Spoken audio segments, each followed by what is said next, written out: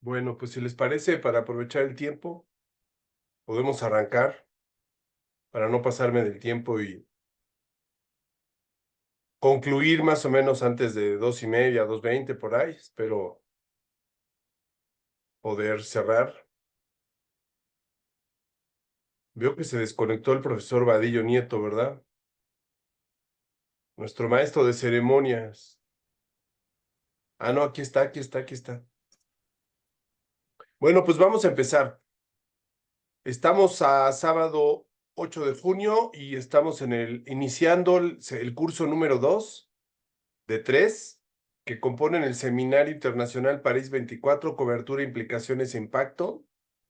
Este seminario lo coordinamos el profesor Hugo León, el profesor Alberto Vadillo y José Samuel Martínez López, y lo estamos realizando con el apoyo de el Departamento de Comunicación de la Ibero en la Ciudad de México, el Departamento de Humanidades en la Ibero Puebla y la empresa multiplataformas de Claro Sports, que es la titular de los derechos de transmisión de los Juegos Olímpicos de París 2024. Y bueno, desde que ideamos la realización de este seminario, ya hemos hecho antes otros diplomados y cursos sobre Juegos Olímpicos anteriores. Pues siempre consideramos la posibilidad de tener estas bases históricas y teóricas para comprender al deporte moderno. En la sesión, en el curso, en la exposición 1 del día de hoy, la anterior, Alejandro Avendaño, quien me precedió, nos dio una aproximación a la historia del deporte moderno y a la manera en cómo se ha explicado desde las ciencias sociales, a grandes rasgos, nos dio algunos de los elementos que caracterizan a la modernidad y cómo el deporte ha, ha formado parte de la historia de la sociedad moderna y es una expresión sin duda de la sociedad moderna. Y bueno, ahora yo lo que voy a exponer es, dentro de todas las teorías que existen para explicar a la sociedad moderna, una teoría que en las últimas décadas ha cobrado, sigue siendo marginal, sigue siendo una teoría que mucha gente ha escuchado su nombre o identifica a grandes rasgos algunas cosas, especialmente a su autor, el sociólogo alemán Niklas Luhmann, pero que realmente no es una teoría que se utilice mucho en las ciencias sociales y especialmente en los estudios sobre deporte. En América Latina y en general en el mundo no se le utiliza demasiado. Esto tiene que ver, bueno, pues con varias cosas, ¿no? Primero, pues que es una teoría general de la sociedad, la teoría de los sistemas sociales autopoyéticos. Es una teoría que trata de explicar a la sociedad moderna en su conjunto, es una teoría sociológica. Y es una teoría sociológica que este autor, Niklas Luhmann, pues construyó a lo largo de 3 décadas. Es una teoría sociológica que se fue edificando y que sus rastros están en muchos libros. Este autor, Niklas Luhmann, fue muy prolífico y escribió muchísimos textos. Tiene más de 70 libros y más de 300 o 400 artículos. Y bueno, realmente es una teoría relevante por varias razones. Una de ellas es porque es una teoría que fue construida para pensar a la sociedad en la que estamos viviendo. Esa es como su principal característica. A diferencia de otras teorías, por ejemplo, la teoría marxista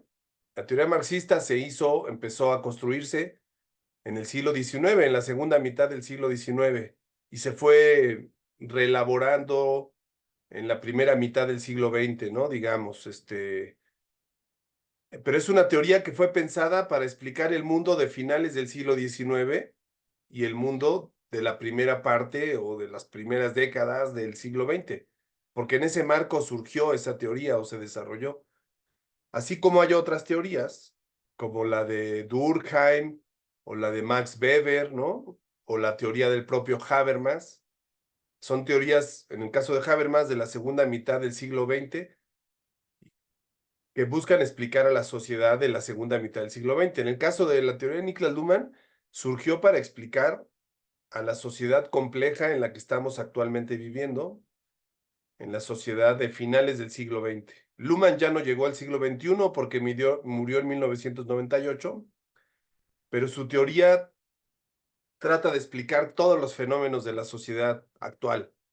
Y obviamente hubo un fenómeno, como ya se explicó, muy importante de la sociedad actual, es el deporte.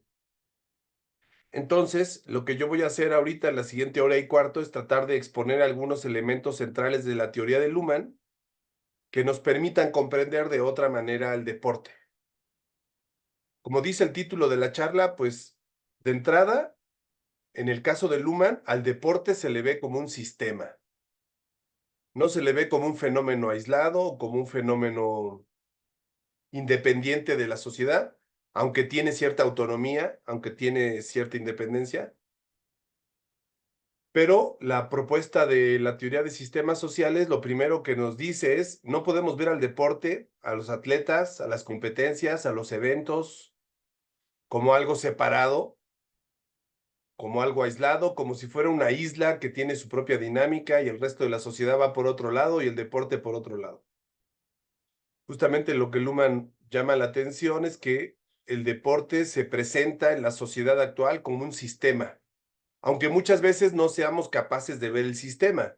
Como personas cotidianas, cuando salimos a la calle a practicar ejercicio, cuando vemos la televisión o nuestras pantallas, nuestros teléfonos celulares o computadoras para consumir deporte, espectáculo, no vemos un sistema, vemos textos, vemos eventos, vemos espectáculos, competencias.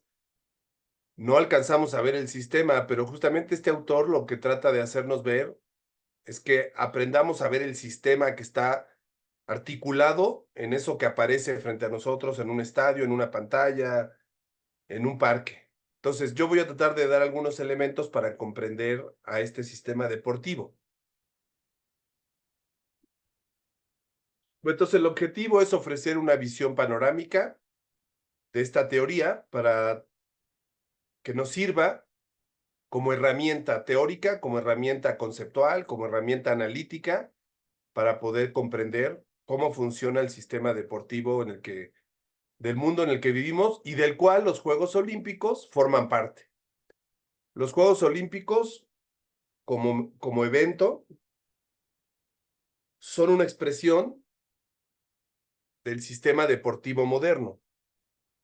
Todos los elementos del sistema deportivo moderno están en los Juegos Olímpicos.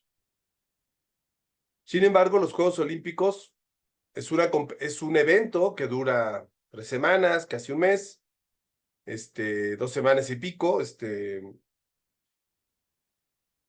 y que tiene todos los elementos de otros eventos deportivos que forman parte ya en su conjunto todos ellos. Ahorita que están las finales de la NBA, que está por empezar en un par de semanas la Copa América, en fin, todo eso son expresiones. Está la Fórmula 1, ¿no? Con el premio de Canadá. Todo esto que está pasando son fenómenos que están articulados a lo que se llama sistema deportivo moderno. Entonces vamos a tratar de ofrecer unas directrices para tratar de comprenderlos desde esta teoría en particular que se llama la teoría de los sistemas sociales. Ahora, obviamente, la teoría de sistemas sociales viene de la sociología y cuando uno no tiene formación de sociólogo, pues a veces no es tan fácil comprender sus características de esta teoría o su relevancia o qué está discutiendo, ¿no? No me va a dar tiempo de meterme a detalle en todo eso porque pues implica muchas cosas. Ahorita vamos a ver solamente algunos aspectos para tratar de ubicarnos en el marco de esta teoría. Yo, como académico del campo de la comunicación, que tengo un pie en la sociología del deporte y que me interesa mucho la historia del deporte, yo he encontrado en esta teoría la mejor herramienta para explicar los fenómenos que yo estudio, que yo investigo, que tienen que ver con el entretenimiento, el ocio, el deporte. Pero claro que hay otras teorías, hay otros conceptos, hay otras herramientas que se pueden utilizar. Hay mucha discusión en el campo de la investigación sobre qué herramientas son más importantes que otras. Yo en mi trayectoria y en mi búsqueda no he encontrado otra mejor herramienta teórica para explicar ese fenómeno que la teoría de sistemas sociales. Hay quienes se adscriben a otros marcos teóricos, críticos, marxistas, u otro tipo, incluso más burdianos, ¿no? De la sociología de Pierre Bourdieu, u otros, ¿no? Yo en mi caso he encontrado un arsenal de posibilidades que no me da otra teoría y que he aprendido en esta y que quiero compartirles. Bueno, entonces lo primero es que, como de manera didáctica, pues tenemos que entender que es una teoría científica para no perdernos y para no recordar algunas cosas que seguramente ya todo mundo sabe, ¿no? Las teorías son proposiciones, son afirmaciones que buscan explicar un fenómeno, ¿no? ¿Cómo ocurre un fenómeno? ¿Por qué ocurre un fenómeno? Eso es lo que hace una teoría.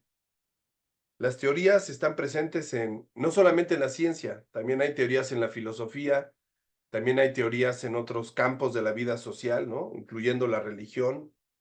No son teorías científicas, obviamente, las explicaciones de la religión ni las de la ciencia son científicas, pero funcionan como teorías, como proposiciones interrelacionadas que nos ayudan a explicar el por qué o el cómo ocurre algo. En el caso particular de las teorías científicas, aquí sí estamos hablando ya de explicaciones que buscan apuntar hacia fenómenos empíricos, ¿no? O lo que podríamos llamar así de manera muy general como la realidad. Por obvias razones, todas las teorías, todas, implican un alto nivel de abstracción, porque están hechas de conceptos. Las teorías son lenguaje, son discursos, son explicaciones lingüísticas o matemáticas, y cada palabra, cada concepto implica la abstracción de la realidad. Hay teorías que son menos abstractas, aunque todas son todas tienen abstracciones, y hay teorías que son mucho más abstractas. Bueno, en el caso de la teoría de sistemas sociales, eso es un reto, un desafío. Es una de las teorías más abstractas que existen en las ciencias sociales. Por supuesto, el marxismo tiene un componente de abstracción importante y otras tantas teorías. Es larguísima la lista de teorías sociológicas o sociales que existen. Pero bueno, una característica que muchos utilizan como pretexto para no estudiar esta teoría es su alto nivel de abstracción, ¿no? Porque muchos dicen no se puede aterrizar empíricamente. No, no es cierto, eso sí se puede aterrizar, solo que hay que conocer bien la teoría y eso lleva varios años, lleva pues mucho trabajo que hay que hacer para tratar de comprenderla. Entonces, en las teorías hay diferentes niveles de abstracción que están implícitas. Todas las teorías tienen una estructura argumentativa, es decir, afirman algo. Y porque afirman algo, tienen unos supuestos que son muy importantes. Estos supuestos son ontológicos, epistemológicos, axiológicos y metodológicos. Toda teoría tiene una ontología, una postura epistemológica, unos valores, o sea, una axiología y unos presupuestos metodológicos. Las teorías están asociadas a estrategias de investigación empírica. No todas las teorías sirven para todo tipo de investigación. Hay teorías que se favorecen más a cierto tipo de investigación. En el caso de la teoría de sistemas sociales, es una teoría que está muy asociada a la metodología cualitativa. Las características de la teoría de sistemas sociales favorecen que se estudie mucho con trabajos de tipo cualitativo. También se puede aplicar con trabajos cuantitativos, pero se tienen ciertas complicaciones para hacer eso. Es más, está más dada para hacer trabajos cualitativos. Aquí tenemos tres cosas que es importante no confundir. Una cosa es un paradigma, otra cosa es una teoría general y otra cosa es una teoría sustantiva. A veces se utilizan como sinónimos, pero no lo son. Es muy importante no confundirlos y distinguir que son diferentes niveles. ¿Qué es un paradigma? Un paradigma es un conjunto de creencias que está tejidas esas creencias de muchos conceptos y de presupuestos que son compartidos por un grupo social y a partir del cual se busca o se acerca uno al mundo o a la realidad, muchas veces sin darse cuenta que se está acercando al mundo desde ese punto de vista. Esos son los paradigmas. Los paradigmas son grandes conjuntos de pensamiento que se establecen a lo largo del tiempo, sobre todo históricamente, y que sin darnos cuenta, como son conjuntos muy grandes, se colocan en la sociedad y a veces pensamos el mundo desde esos paradigmas sin darnos cuentas. Los paradigmas articulan varias teorías y varias metodologías. No se refieren solo a una teoría. Los paradigmas en plural están nutridos de muchas teorías o muchos conceptos. Bueno, ya a nivel de lo que son las teorías, hay dos tipos de teorías en la ciencia, las teorías generales y las teorías sustantivas. Por lo que abarcan, podemos decir que las teorías generales son las teorías macro o las teorías que explican a toda la sociedad. Y las teorías sustantivas también se les llama teorías de rango medio. Son teorías que solo explican fenómenos particulares. Es decir, en las ciencias sociales hay teorías generales que buscan explicar todo lo que pasa en la sociedad moderna y hay teorías sustantivas o teorías de rango medio. Por ejemplo, teorías que solo explican la educación, teorías que solo explican la economía, que solo explican la democracia. Esas teorías que solo sirven para explicar un fenómeno son teorías sustantivas o teorías de rango medio. En el caso de la teoría de los sistemas sociales que vamos a revisar, es una teoría general. No es un paradigma, tampoco es una teoría sustantiva, es una teoría general, una teoría macro, una teoría de la sociedad en su conjunto, ¿sí? Bueno, además de estos tres tipos de teorías, también hay lo que se llaman cuasiteorías, ¿no? Que son explicaciones que no están muy detalladas. Por ejemplo, ahorita que fueron las elecciones en México, como lo fueron en Argentina, como lo van a hacer en Estados Unidos próximamente, en los periódicos hay muchas explicaciones de qué es lo que sucedió con las elecciones, de por qué ganó la candidata de la izquierda y perdió de forma apabullante la candidata de la derecha. Y lo que vemos en muchas columnas, en muchos opinadores en los medios, son cuasi teorías. No son teorías científicas, son explicaciones que no están muy bien fundamentadas y que son conjeturas. También existe ese campo de las cuasiteorías, que básicamente están en el campo del mundo del periodismo, de la velocidad del pensamiento de los medios de comunicación. Bueno, dentro de las teorías científicas existen las teorías sociales o las teorías de las ciencias sociales. Las teorías de las ciencias sociales se dividen en estas formas de teoría. Hay teorizaciones personales, como las que hace un taxista o una persona a la que le gusta el fútbol para explicar por qué ganó el América. Esas son teorizaciones personales, no son teorías científicas, son simplemente desde la experiencia individual, la gente se arriesga a hacer elucubraciones, hipótesis, ¿no? Luego existen lo que ya dijimos, las teorías sustantivas, que son teorías de rango medio o teorías que se basan en evidencias empíricas. Luego existe lo que se llaman los modelos teóricos. Los modelos suelen ser visualizaciones o representaciones de procesos que explican fenómenos, ¿no? Regularmente las solemos asociar los modelos teóricos con gráficas o con tablas donde se nos explica un fenómeno. Luego tenemos las teorías intermedias o teorías de rango medio. Como ya decíamos, las teorías de rango medio solo explican un fenómeno. Y por último, tenemos las grandes teorías sociales o macroteorías, que son las que sirven para explicar a la sociedad en su conjunto. Estas teorías, las teorías sociales, son abstractas y son muy amplias porque abarcan todos los fenómenos de la sociedad. Y les vuelvo a repetir, la teoría de los sistemas sociales es una teoría, es una gran teoría o una teoría social o una teoría general de la sociedad. Para que nos demos una idea, las grandes teorías de la sociedad son el equivalente a las reflexiones que se hacen en filosofía. Ustedes saben, en filosofía, la filosofía como disciplina que tiene ya mucho tiempo de existir, ¿qué hacen los filósofos? Pues construyen explicaciones de muchos fenómenos, no solo de la sociedad. Los filósofos pueden pensar cualquier tema y sus explicaciones son explicaciones filosóficas, son el equivalente a lo que en la sociología son las teorías sociales.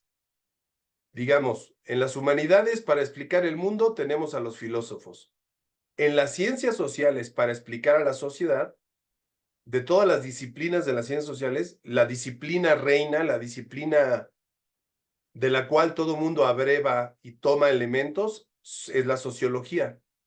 ¿Por qué en las ciencias sociales la sociología ocupa un lugar tan preponderante? Por una razón, porque los sociólogos son el equivalente a los filósofos en las humanidades. Los sociólogos construyen explicaciones de la sociedad, de lo social, y esas explicaciones aplican para el resto de disciplinas, para la ciencia política, para la economía, para la geografía, para la comunicación, para la psicología. Entonces, los grandes sociólogos van a la cabeza, digamos, de las explicaciones de la sociedad, así como los filósofos, en el caso de las humanidades. Bueno, esos son los tipos de teorías sociales. Bueno, cuando uno utiliza teorías, hace trabajo teórico. Cada vez que utilicemos una teoría, estamos haciendo un trabajo teórico. Todo mundo, aunque no produzcamos o inventemos teorías, si hacemos un trabajo académico, un trabajo científico, hacemos trabajo teórico. El trabajo teórico, pues hay diferentes formas de hacer trabajo teórico. Hay dos tipos principales de hacer trabajo teórico. El trabajo teórico que se llama custodial y trabajo teórico que se llama heurístico. Esas son las dos formas de usar las teorías en un texto académico. El trabajo teórico de custodia es aquel que recupera la obra de un gran autor, de una gran corriente, de un gran pensador, y aplica lo que dice ese pensador para explicar un fenómeno, pero no lo cuestiona, no busca cambiarlo, no busca criticarlo. Siempre que se hace valoración de un autor para rescatarlo, para difundirlo, para que se valore su aportación, se está haciendo trabajo teórico de custodia.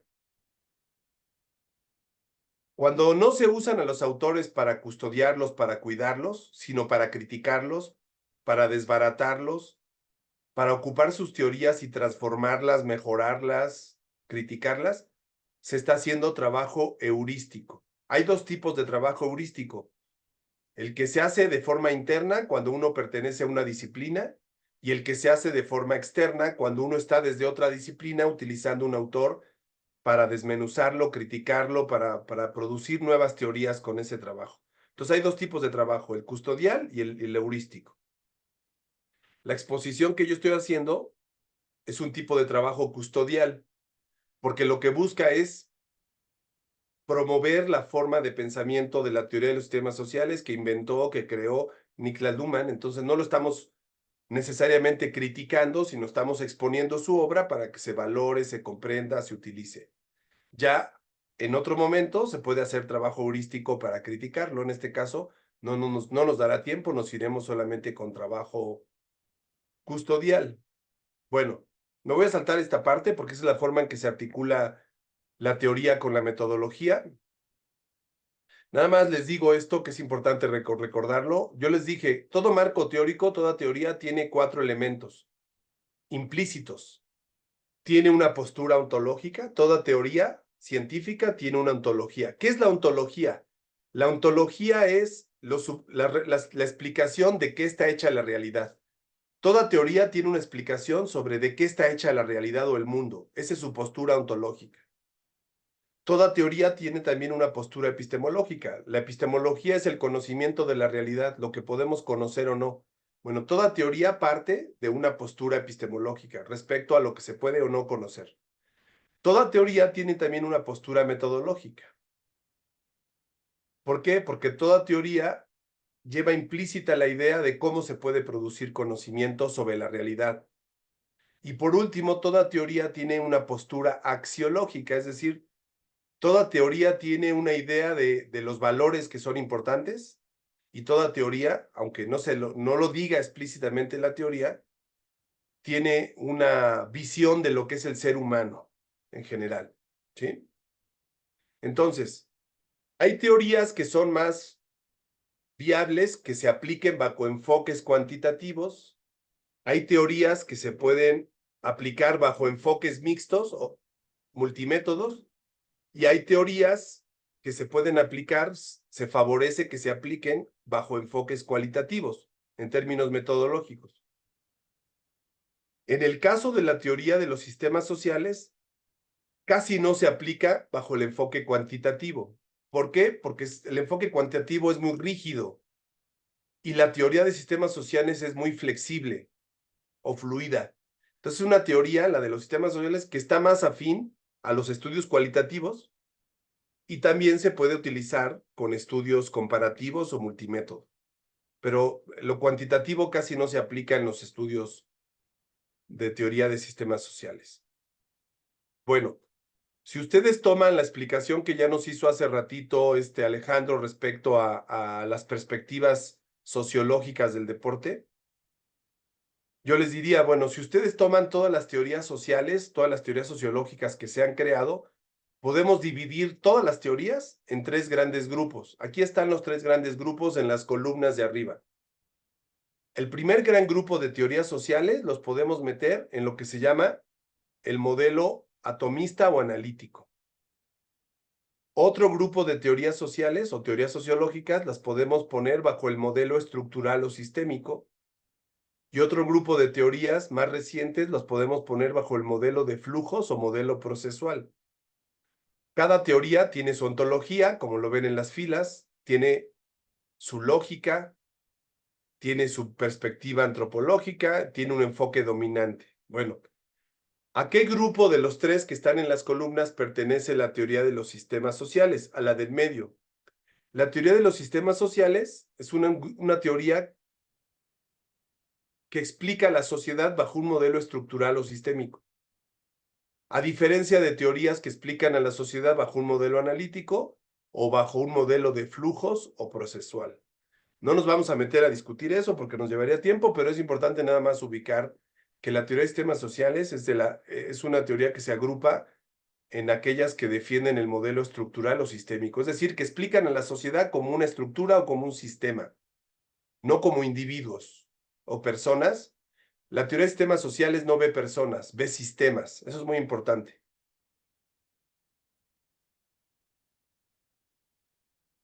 También otra manera de dividir a las teorías sociales es por sus paradigmas. La mayor parte de teorías sociales que existen hasta ahora están construidas bajo el paradigma de la acción social. Cuando decimos acción social, estamos hablando de personas que actúan. La mayor parte de las teorías sociales que existen hoy en día suscriben la idea de que la sociedad está hecha por personas que actúan y que las acciones de las personas es lo que construye a la sociedad. El 95% de las teorías que existen hoy en día para explicar a la sociedad se basan en este paradigma. ¿Qué quiere decir el paradigma de la acción social? Que todo lo social se explica por las acciones de las personas. Por ejemplo, ¿cómo explicamos lo que pasó en las votaciones de hace una semana? Por la acción de las personas que fueron a votar y prefirieron votar por la candidata de izquierda en lugar que la candidata de derecha. Muchos sociólogos explicarían eso a partir de las acciones concretas de las personas. Eso es un paradigma, ya explicamos que es un paradigma. Hay otro grupo de teorías que no se basan en explicar a la sociedad desde las acciones de las personas. Es el caso de la teoría de sistemas sociales. La teoría de sistemas sociales no está agrupada en la acción social. La teoría de sistemas sociales no cree que la sociedad se construya por acciones de personas. Ahí les va esto. La teoría de sistemas sociales dice que la operación más importante de la sociedad no son las acciones de las personas. La teoría de sistemas sociales afirma que la acción más importante, la operación más importante de la sociedad se llama comunicación. Dicho de otra manera, para la teoría de sistemas sociales, la sociedad no está hecha de personas, está hecha de comunicaciones. Y aquí me quiero detener para ver si no se han dormido y preguntar si esta idea de que de que la sociedad está hecha de comunicaciones, ¿a qué le suena? No está hecha de personas, diría Niklas Luhmann. No está hecha de cuerpos, la sociedad.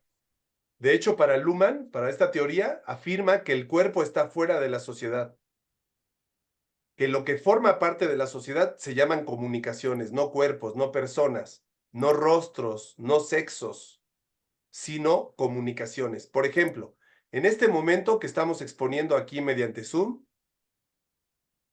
no es mi cuerpo lo que constituye este fenómeno educativo, sino mi comunicación. Y aquí viene lo complejo de esta teoría. Comunicación no es que yo hable, comunicación es lo que ustedes capten. De todo lo que digamos en esta sesión, la comunicación solo será aquello que ustedes se apropien. Todo lo aquello que no se apropien será solo información o ruido. Solamente llamaremos comunicación cuando hay una pregunta, cuando alguien interpela, cuando alguien plantea algo y comprende algo y devuelve un mensaje. Bueno, Niklas Luhmann dice que la sociedad no se mueve por personas que actúan, sino por acciones. Y llevándolo al ejemplo de las votaciones, diríamos esto, para Luhmann, votar es una comunicación, porque es una forma de retroalimentar a un sistema, en este caso al sistema político. Para Niklas Luhmann, cuando vas a pagar el café o al súper, el pago de tu dinero es comunicación. Para Niklas Luhmann, participar en un evento deportivo como atleta, siguiendo las reglas del deporte, es una comunicación. Para Niklas Luhmann, ver la final de la Champions desde tu casa, desde tu computadora, en tu pantalla, y recibir la información y darle like y confirmar que te gustó y que estuviste viendo el partido, eso es una comunicación. Entonces, para Luhmann no es suficiente que existan cuerpos para que haya sociedad humana. Debe de haber comunicaciones. Ese es el paradigma bajo el cual se construye la teoría de los sistemas sociales. Me regreso a la presentación, ya confirmé que están dormidos. No, no es cierto. Estamos, acá estamos. No, ya vi. Bueno, paradigma de la comunicación. Entro ya al terreno entonces de Luhmann y por qué es importante su sociología, solo para dar algunos elementos de contexto.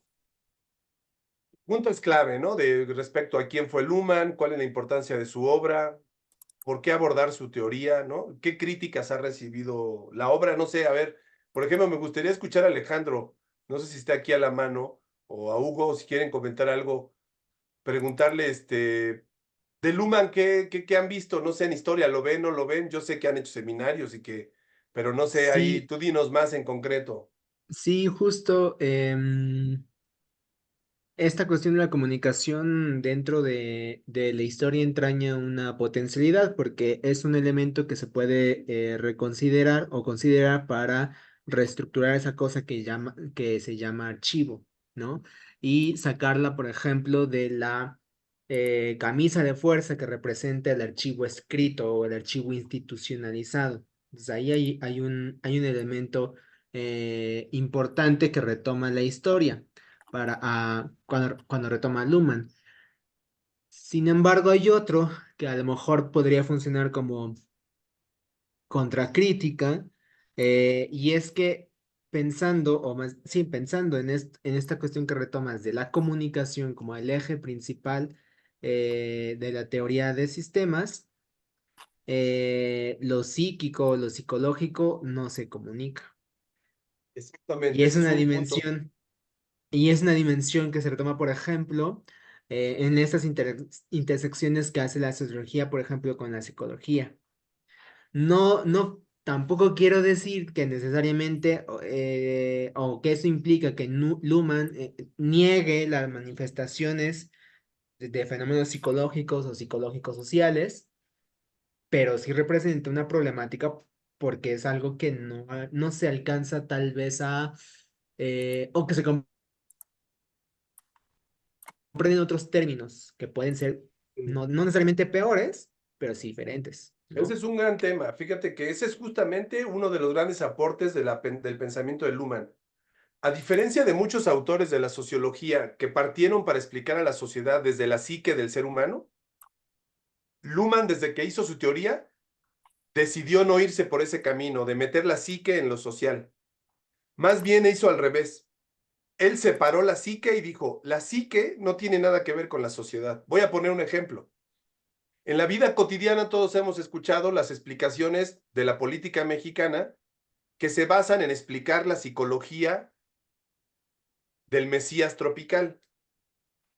¿Cuántas personas en la calle, en los medios, no explican lo que pasa en la política, reduciendo todo lo que sucede en la sociedad mexicana a las intenciones, al mundo psíquico del presidente nacido en Macuspana, Tabasco, ¿no?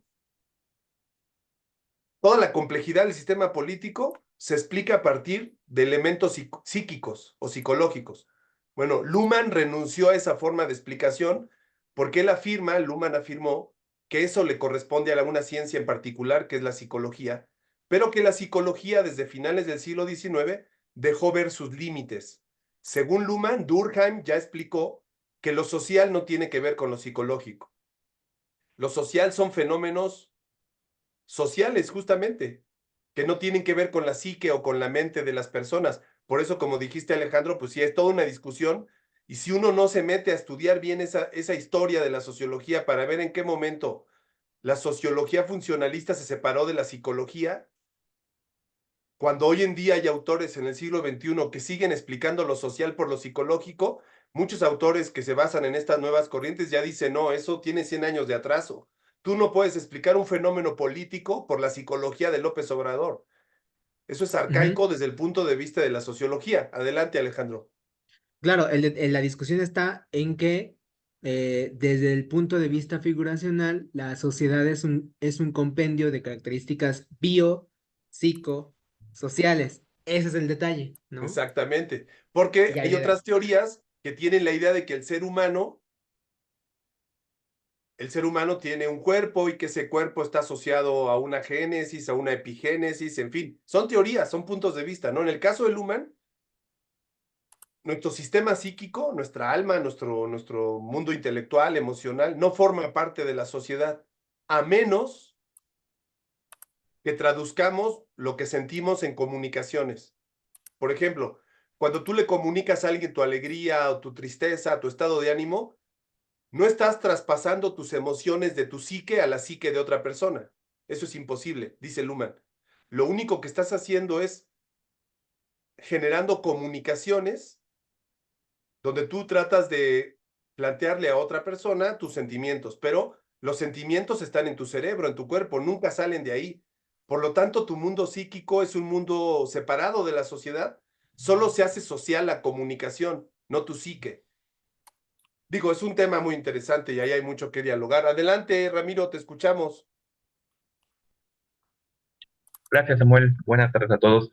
Preguntarte, en esto que comentas sobre Luhmann, que esta parte de las comunicaciones están fuera del cuerpo, en toda su vasta obra, que seguro tú conoces mucho mejor, menciona o hace una referencia a esta comunicación que existe en el reino animal, esta comunicación que existe en las plantas, esto que está fuera del hombre, pero y que sabemos que sí existe, aunque no lo percibamos como tal, o a eso no lo vio Luhmann. Me salió esa duda.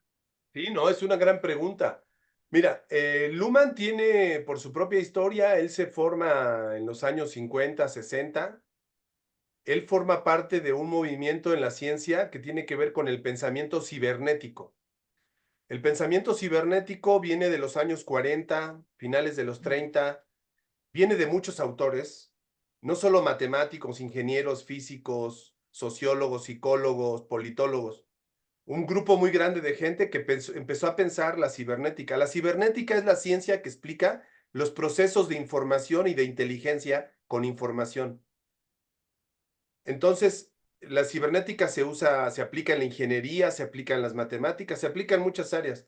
Luhmann abrevó de esta corriente de la cibernética y desde la cibernética él tiene un concepto de comunicación, como tú acabas de preguntar, que se puede aplicar no solamente a los seres humanos, sino también a cualquier ser vivo. De hecho, ha habido intentos de utilizar su concepto de comunicación para explicar otras formas de comunicación que no son humanas. Ahí te va, incluso te lo pongo así. Por ejemplo, ahorita que está de moda, entre comillas, la inteligencia artificial. Mucha gente, algunos más espantados, otros más cercanos a la inteligencia artificial, asumen que lo más relevante de la inteligencia artificial es el aparatito y las posibilidades que el aparatito o el software o las formas de lenguaje que desarrollan estas inteligencias o estos mecanismos es lo relevante. Desde el punto de vista de Luhmann, lo más relevante no es el aparatito, el software, el algoritmo, los procesos de computación. Lo más relevante es que surge una nueva forma de comunicación que no existía. La comunicación artificial. Durante mucho tiempo podemos hacer la historia de la comunicación y vamos a encontrar formas de comunicación muy concretas. Además, en la historia se había creado una forma de comunicación artificial como la que estamos viviendo hoy en día. Tú ya puedes conversar con una máquina y vivir conversando con una máquina y tener comunicaciones. Desde el punto de vista de Luhmann, las comunicaciones con la máquina reproducen a la sociedad igual que las comunicaciones con tu familia, que las comunicaciones con el banco, que las comunicaciones en la escuela. Para Luhmann, aunque él ya murió y no le tocó ver esto, hay autores que siguiendo su teoría están desarrollando reflexiones sobre esto, afirman que el gran cambio de la inteligencia artificial no es el aparato, no es el algoritmo, no es la tecnología, el software. El gran tema que no se está viendo y que está encima de nosotros es el cambio en la forma de comunicación. Luhmann a lo largo de su trayectoria, de hecho, tiene la idea de que cuando cambia la forma de comunicación, cambia la sociedad. Para Luhmann, cuando surgió la escritura, luego cuando surgió la imprenta, luego cuando surgieron los medios de comunicación, luego las computadoras, la sociedad se transformó, se volvió más compleja. Obviamente, con la inteligencia artificial, la sociedad se vuelve más compleja no por el aparato, sino porque surge una nueva forma de comunicación que históricamente no existía. Y esto va a transformar la sociedad. ¿Por qué? Porque aunque les parezca absurdo, va a haber gente que se va a poder casar con máquinas. Va a haber políticos que van a tener ciudadanos que sean máquinas. Como ya de hecho en la ciencia ficción se ha venido planteando, las posibilidades de transformación de lo humano con las máquinas y las conversaciones y las comunicaciones artificiales son amplísimas, tanto que no podemos imaginar lo que va a suceder. En ese momento estamos, desde el punto de vista de la teoría de Luhmann, se podría decir eso. El gran cambio de la inteligencia artificial está en la comunicación nueva que está surgiendo, no en el aparato y en el impacto económico, político que va a tener.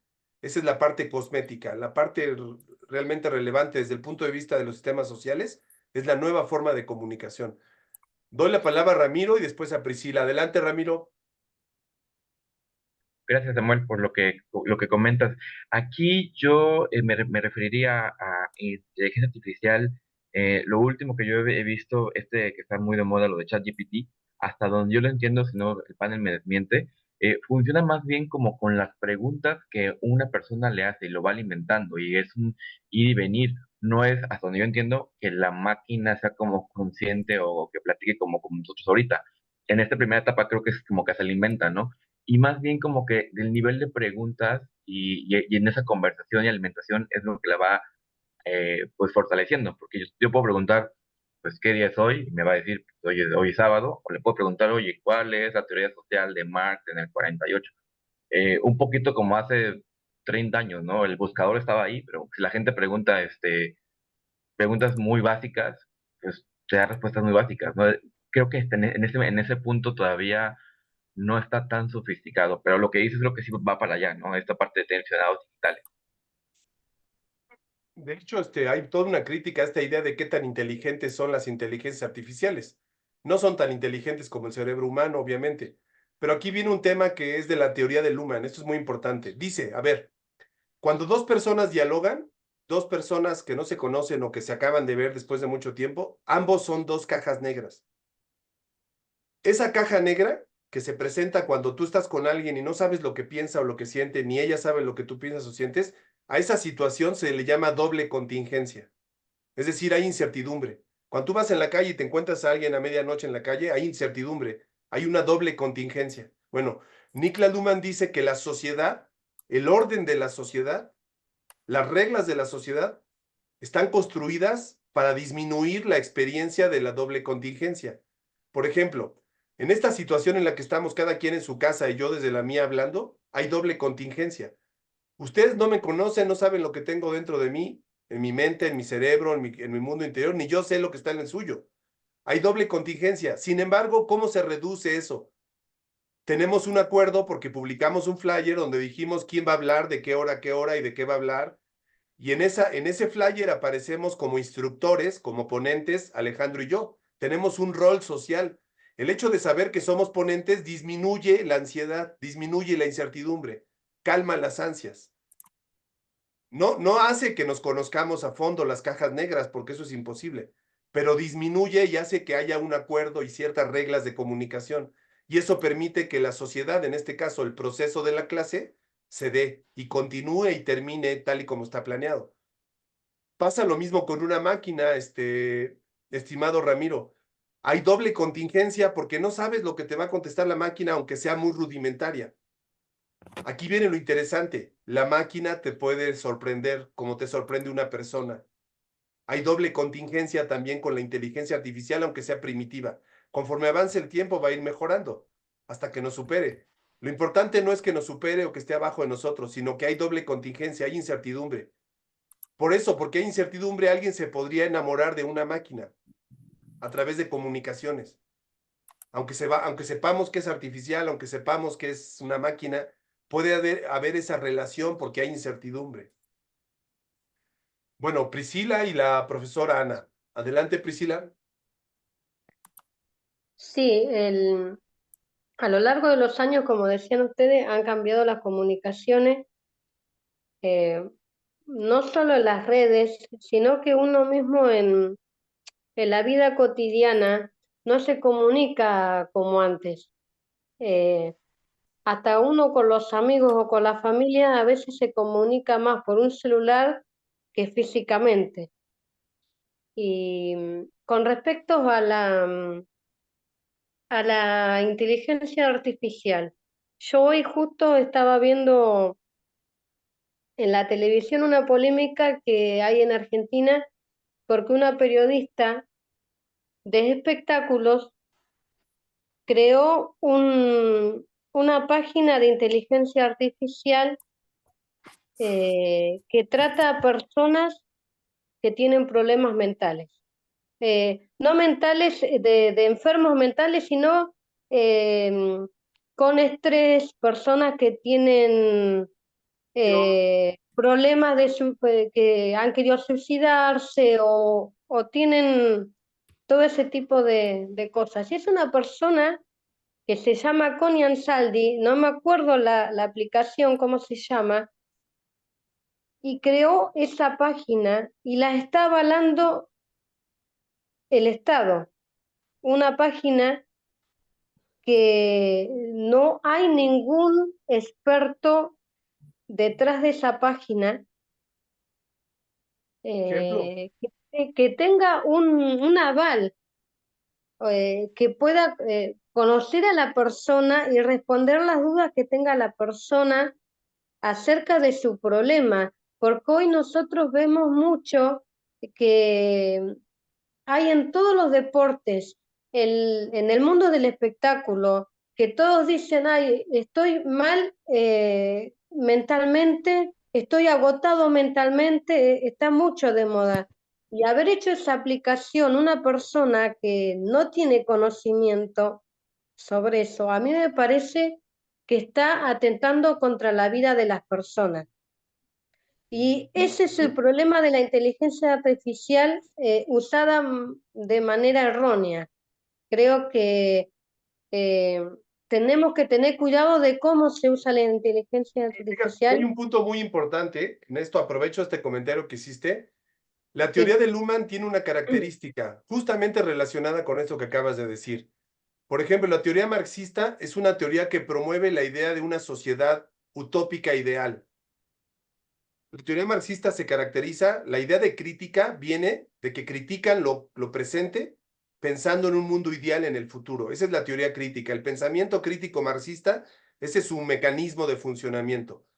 Critica lo negativo en el tiempo presente, tratando de establecer en el futuro a través de utopías, a través de revoluciones, lucha social, un mundo ideal, un deber ser. En ese sentido, los marxistas son moralistas, moralizan, se quejan de lo que no les gusta y tratan de imaginar un mundo ideal donde se dé lo que les gusta a los marxistas. Bueno, Niklas Luhmann se despegó de ese marco teórico, se despegó de eso, y él afirma lo siguiente. Él dice que cuando estudiamos a las sociedades de la teoría de sistemas sociales, no debemos de moralizar, lo cual es muy discutible, y está discusión en las ciencias sociales, hasta qué punto no debes moralizar. Cuando dice moralizar, quiere decir lo siguiente, Priscila. Dice, si eres un científico social, un sociólogo, tu obligación es comprender a la sociedad, no decirle a la sociedad cómo debe de funcionar. Cuando tú le dices a la sociedad cómo debe de funcionar, ya estás moralizando, ya estás pontificando, ya estás reclamando que el mundo sea como tú quieres que sea según tus criterios de valor, tu ethos. Luhmann dice, si queremos hacer ciencia, y él propone en su teoría eso, no debemos de moralizar. Por eso, a diferencia del marxismo, lo dijo un poco Alejandro, el marxismo de los años 40, 50, 60, 70, 80 condenó al deporte espectáculo. El marxismo nunca comprendió al deporte espectáculo, su valor, su relevancia, porque lo vio de forma moralizante desde un deber ser, desde una posición donde se le llama ontológica, donde cree que hay un ser, una esencia de algo, y que todo lo que traiciona la esencia de ese algo no debe de existir. Por eso los marxistas moralizaron contra el deporte y en lugar de comprenderlo, le reclamaban que el deporte funcionara como ellos querían que funcionara el deporte. Lo que dice Niklas Luhmann es lo siguiente, la sociedad funciona como funciona, nos guste o no, funciona así. Para los científicos el reto no es decirle a la sociedad cómo debe de funcionar. La tarea de un científico es comprender a la sociedad, cómo funciona, aunque no nos guste. Ya en el plano personal, cada quien tiene su posición, pero en el plano académico científico debemos de hacer un esfuerzo por comprender a la sociedad. Hoy en día, en este momento, hay gente que se está casando con juguetes, con robots, con inteligencias artificiales. Y no tardan los sistemas legislativos de los países en legislar el matrimonio con inteligencia artificial. ¿Les gusta de aquí a 10 años, a 5 años? Si ya algunos se casaron con robots, con juguetes, con computadoras, ¿por qué no se van a casar con estas nuevas formas de software o de tecnología? El tema, desde el punto de vista científico, diría Luhmann, es no condenar, porque si condenamos ya no comprendemos.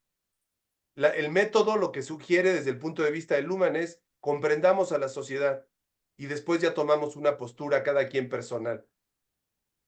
Esa sería, digamos, como la reflexión que se podría hacer. Por supuesto que es válido tu punto de vista, Priscila, tu intuición, tu manera de pensar el tema es totalmente válido, pero en términos de la teoría, los teóricos de esta corriente te dirían eso, ¿no?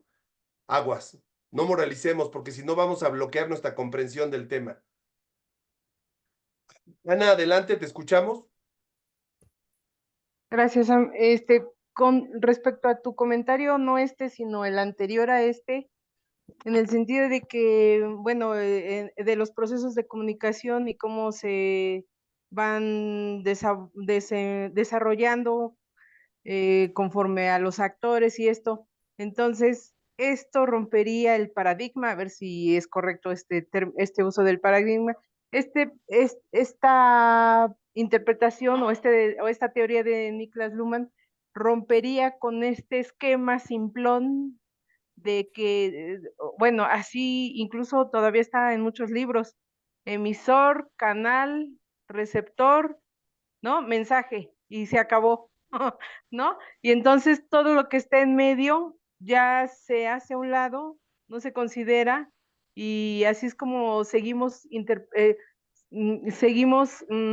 ¿cómo se dice? Seguimos considerando que la Sí. comunicación, ¿no? Sigue siendo así de que tú nos hablas, luego nosotros hablamos y se acabó, ¿no? Y ya tú mandaste tu mensaje, nosotros captamos lo que captamos y se acabó, ¿no? Pero no hay una complejidad en el proceso, como después ya incluso lo vio también Claude Shannon cuando la teoría de la comunicación, que pasa a la historia como teoría de la información, ¿no? Con la fuente de ruido.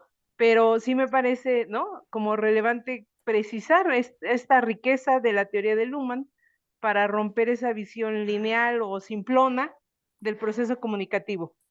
Sí, totalmente. La propuesta de Luhmann de que la sociedad está hecha de comunicaciones justamente se basa en la teoría de que la comunicación no es emisor, mensaje, receptor. Exactamente. Luhmann critica la idea de que comunicación sea emisor, mensaje, receptor, que es el modelo dominante hasta la fecha. Mucha gente sigue pensando que eso es comunicación. Luhmann tiene en sus textos capítulos completos para demostrar que eso es equivocado.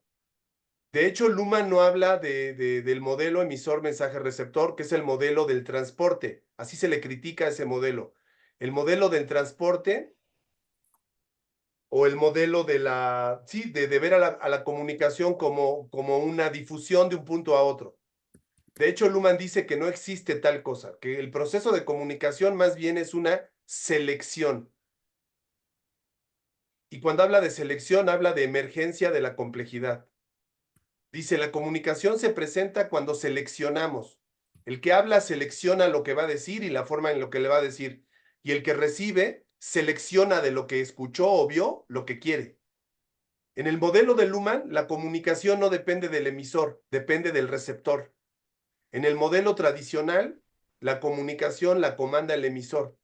En el modelo de Luhmann, la comunicación la comanda el receptor, la audiencia, el público, el oyente, el lector.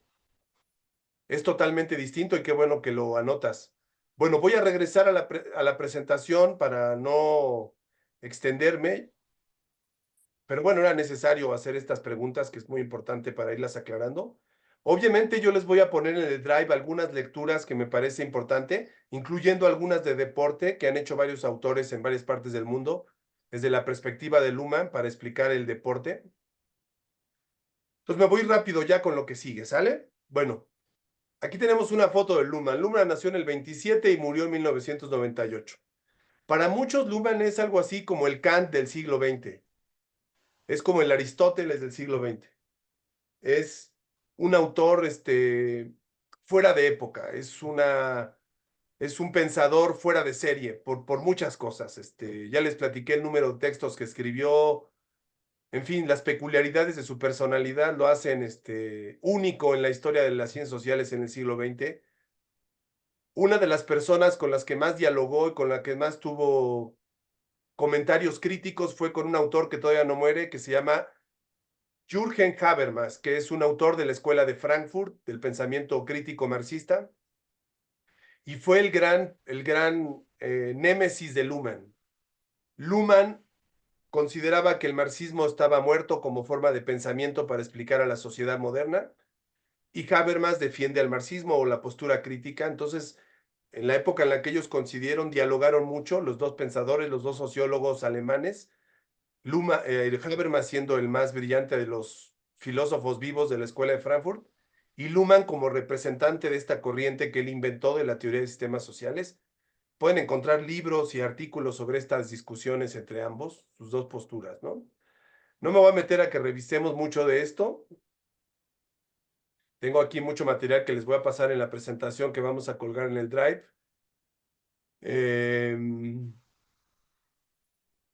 Pero bueno, quizá habría que entonces nada más recuperar una idea. La primera es que para Luhmann la sociedad está hecha de comunicaciones. La otra, cuando Luhmann explica la sociedad moderna, él utiliza un concepto que es muy importante que comprendamos. Él dice que la sociedad moderna es una sociedad funcionalmente diferenciada. ¿Qué quiere decir esto? Que para Luhmann, en la sociedad, todo lo que pasa en la sociedad tiene una función, por eso existe. ¿Por qué existe la economía, los bancos, los billetes, las tarjetas de crédito? ¿Por qué existe la política, las democracias, las dictaduras, los presidentes, los ministros, los diputados, los alcaldes? ¿Por qué existe eso? ¿Por qué tenemos una credencial de elector? ¿Por qué existe la educación? Profesores, sindicatos, escuelas, programas académicos. ¿Por qué existe el arte, la literatura, la pintura, las galerías, los museos? ¿Por qué existe el deporte? Las competencias, los atletas, las becas, el periodismo deportivo. Dice Luhmann, muy sencillo, porque cumplen una función en la sociedad. Lo interesante de Luhmann, y de ahí viene su mirada funcionalista, es que él dice que todas las funciones que cumplen estas cosas en la sociedad son diferentes. Es decir, el deporte tiene una función que no tiene la política. La política cumple una función que no cumple la economía. La economía cumple una función que no cumple el entretenimiento. Para Luhmann, la sociedad está dividida en esferas de especialización. Cada esfera cumple una función. Tenemos el campo o el sistema de la economía que cumple una función. Tenemos el campo de la política que cumple una función. Tenemos el campo del arte que cumple una función. Tenemos el campo del deporte que cumple una función. Ahora, lo interesante de esto es que cada sistema o cada campo tiene su propio lenguaje especializado. Y cada sistema o campo se reproduce a través de comunicaciones, no a través de personas. Es decir, en el campo del derecho, las comunicaciones no son los abogados. Las comunicaciones son las decisiones de los jueces. Las acusaciones, los juicios, esas son las comunicaciones en el caso del derecho. En la economía, lo importante no son las personas, los bancos, los banqueros, los financieros, las casas de bolsa, no. Lo importante son las comunicaciones económicas. ¿Qué son las comunicaciones económicas en el caso de la economía? Los pagos, las deudas. Esas son las comunicaciones. En el caso de la educación, el sistema educativo, no depende de escuelas, de edificios, de profesores o de sindicatos. No depende de bancas, mesabancos, como le queramos llamar. Depende de comunicaciones educativas, como esta que estamos teniendo en este momento. Cada vez que asistimos a un proceso educativo, lo importante no son las personas o el profesor. Lo importante son las comunicaciones. Y si no hay comunicaciones, lo demás no funciona. Bueno, así, en el caso del deporte, ya lo imaginarán. Para Luhmann, en el deporte, lo importante no son los estadios, aunque son la base física para llevar a cabo las competencias. Lo importante no necesariamente es la FIFA o el Comité Olímpico Internacional, aunque sin ellos no habría competencias. Lo realmente importante, lo que reproduce al sistema deportivo al día siguiente, a la semana siguiente, al año siguiente, son las competencias deportivas. Las competencias son las comunicaciones en el deporte. Sin competencias, el deporte no evolucionaría, no se reproduciría el día de mañana o en una semana o en un año. No se reproduce porque haya ESPN o porque haya atletas o haya Nike o marcas. No se reproduce por eso, porque haya entrenadores o porque haya parques o haya pistas de atletismo o albercas. Se reproduce porque hay comunicaciones deportivas. Las comunicaciones deportivas básicamente son las competencias y debajo de las competencias los entrenamientos, todas como formas de comunicación. Entonces, es muy importante entender esta idea de que para Luhmann la sociedad está hecha de comunicaciones y segundo, la sociedad moderna se caracteriza por estar funcionalmente diferenciada. Bueno, una pregunta importante. Entonces, bueno, si esta teoría es tan abstracta, entonces ¿para qué nos sirve? ¿Cuáles son los rendimientos que obtenemos al utilizar esta teoría, ¿no? Bueno, la primera cosa para que nos sirve esta teoría es para describir sociológicamente las diferencias que constituyen a los fenómenos sociales. Esta es una primera cosa para la que nos sirve esta teoría. Hay mucha gente que de forma ingenua, por ejemplo, dice que el América ganó el campeonato de la Liga MX hace 2 semanas porque Televisa influyó en el resultado. O sea, porque un fenómeno mediático, una empresa de comunicación, se metió al sistema deportivo e influyó en el sistema deportivo. Bueno, Luhmann, justamente esta teoría nos sirve para no mezclar cosas. El mundo de los medios de comunicación, el sistema de los medios de comunicación es un sistema y el sistema del deporte es otro sistema. Y ambos, aunque están interrelacionados, son autopoyéticos, son autónomos, son esferas independientes. Es lo que nos dice Luhmann. Para eso nos sirve su teoría, para no mezclar los fenómenos sociales. Por supuesto, hay muchos fenómenos sociales donde están interrelacionados varios campos. Eso los hace más complejos.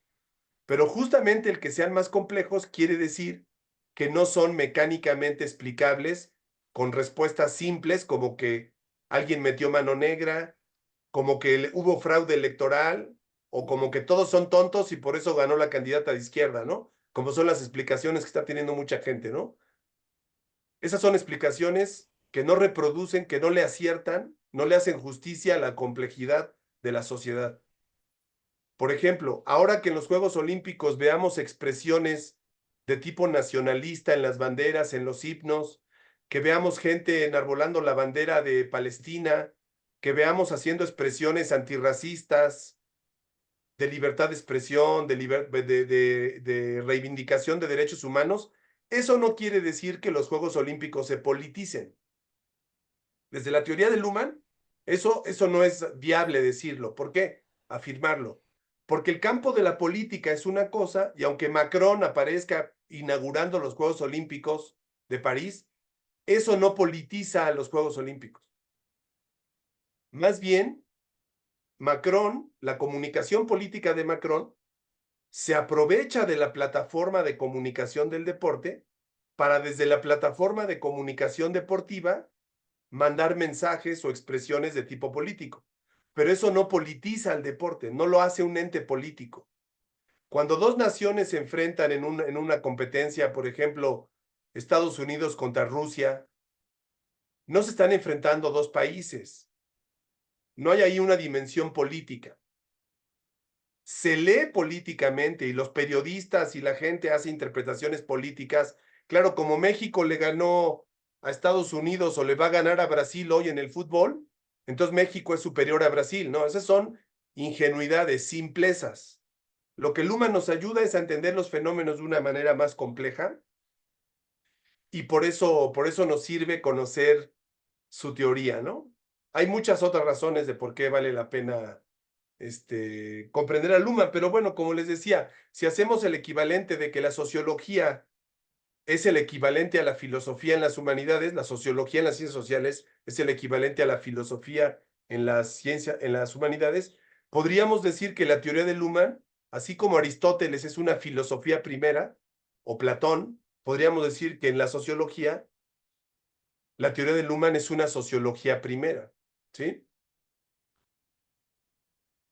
Luhmann trata de delimitar el ámbito emergente del mundo que llamamos sociedad, ¿sí?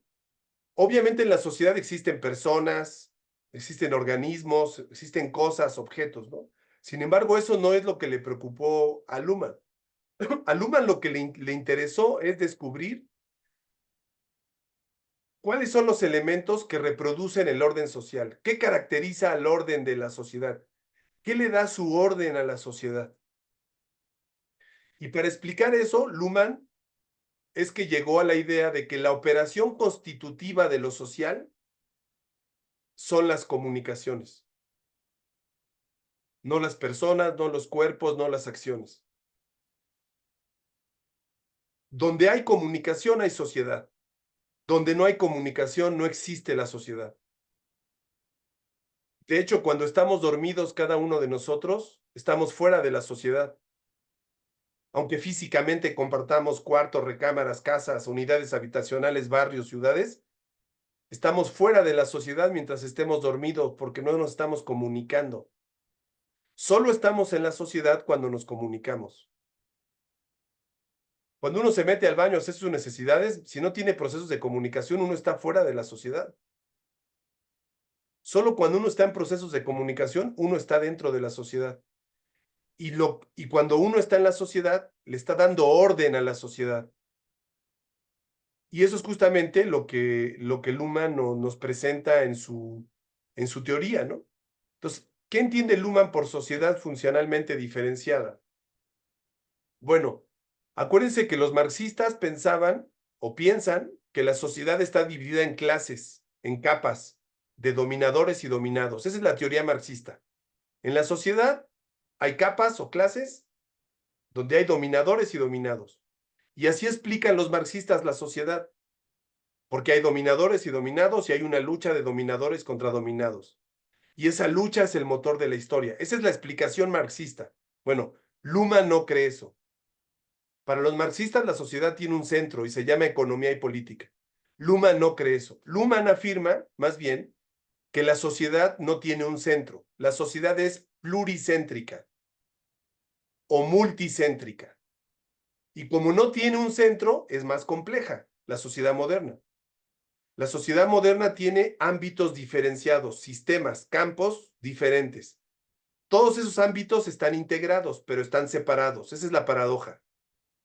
Hay mucha integración entre la economía, la política, los medios de comunicación y el deporte, pero cada uno tiene su propio ámbito autonómico, autopoyético de reproducción. No hay un principio que gobierne a toda la sociedad, el principio económico político que dicen los marxistas. Para Luhmann no existe tal principio.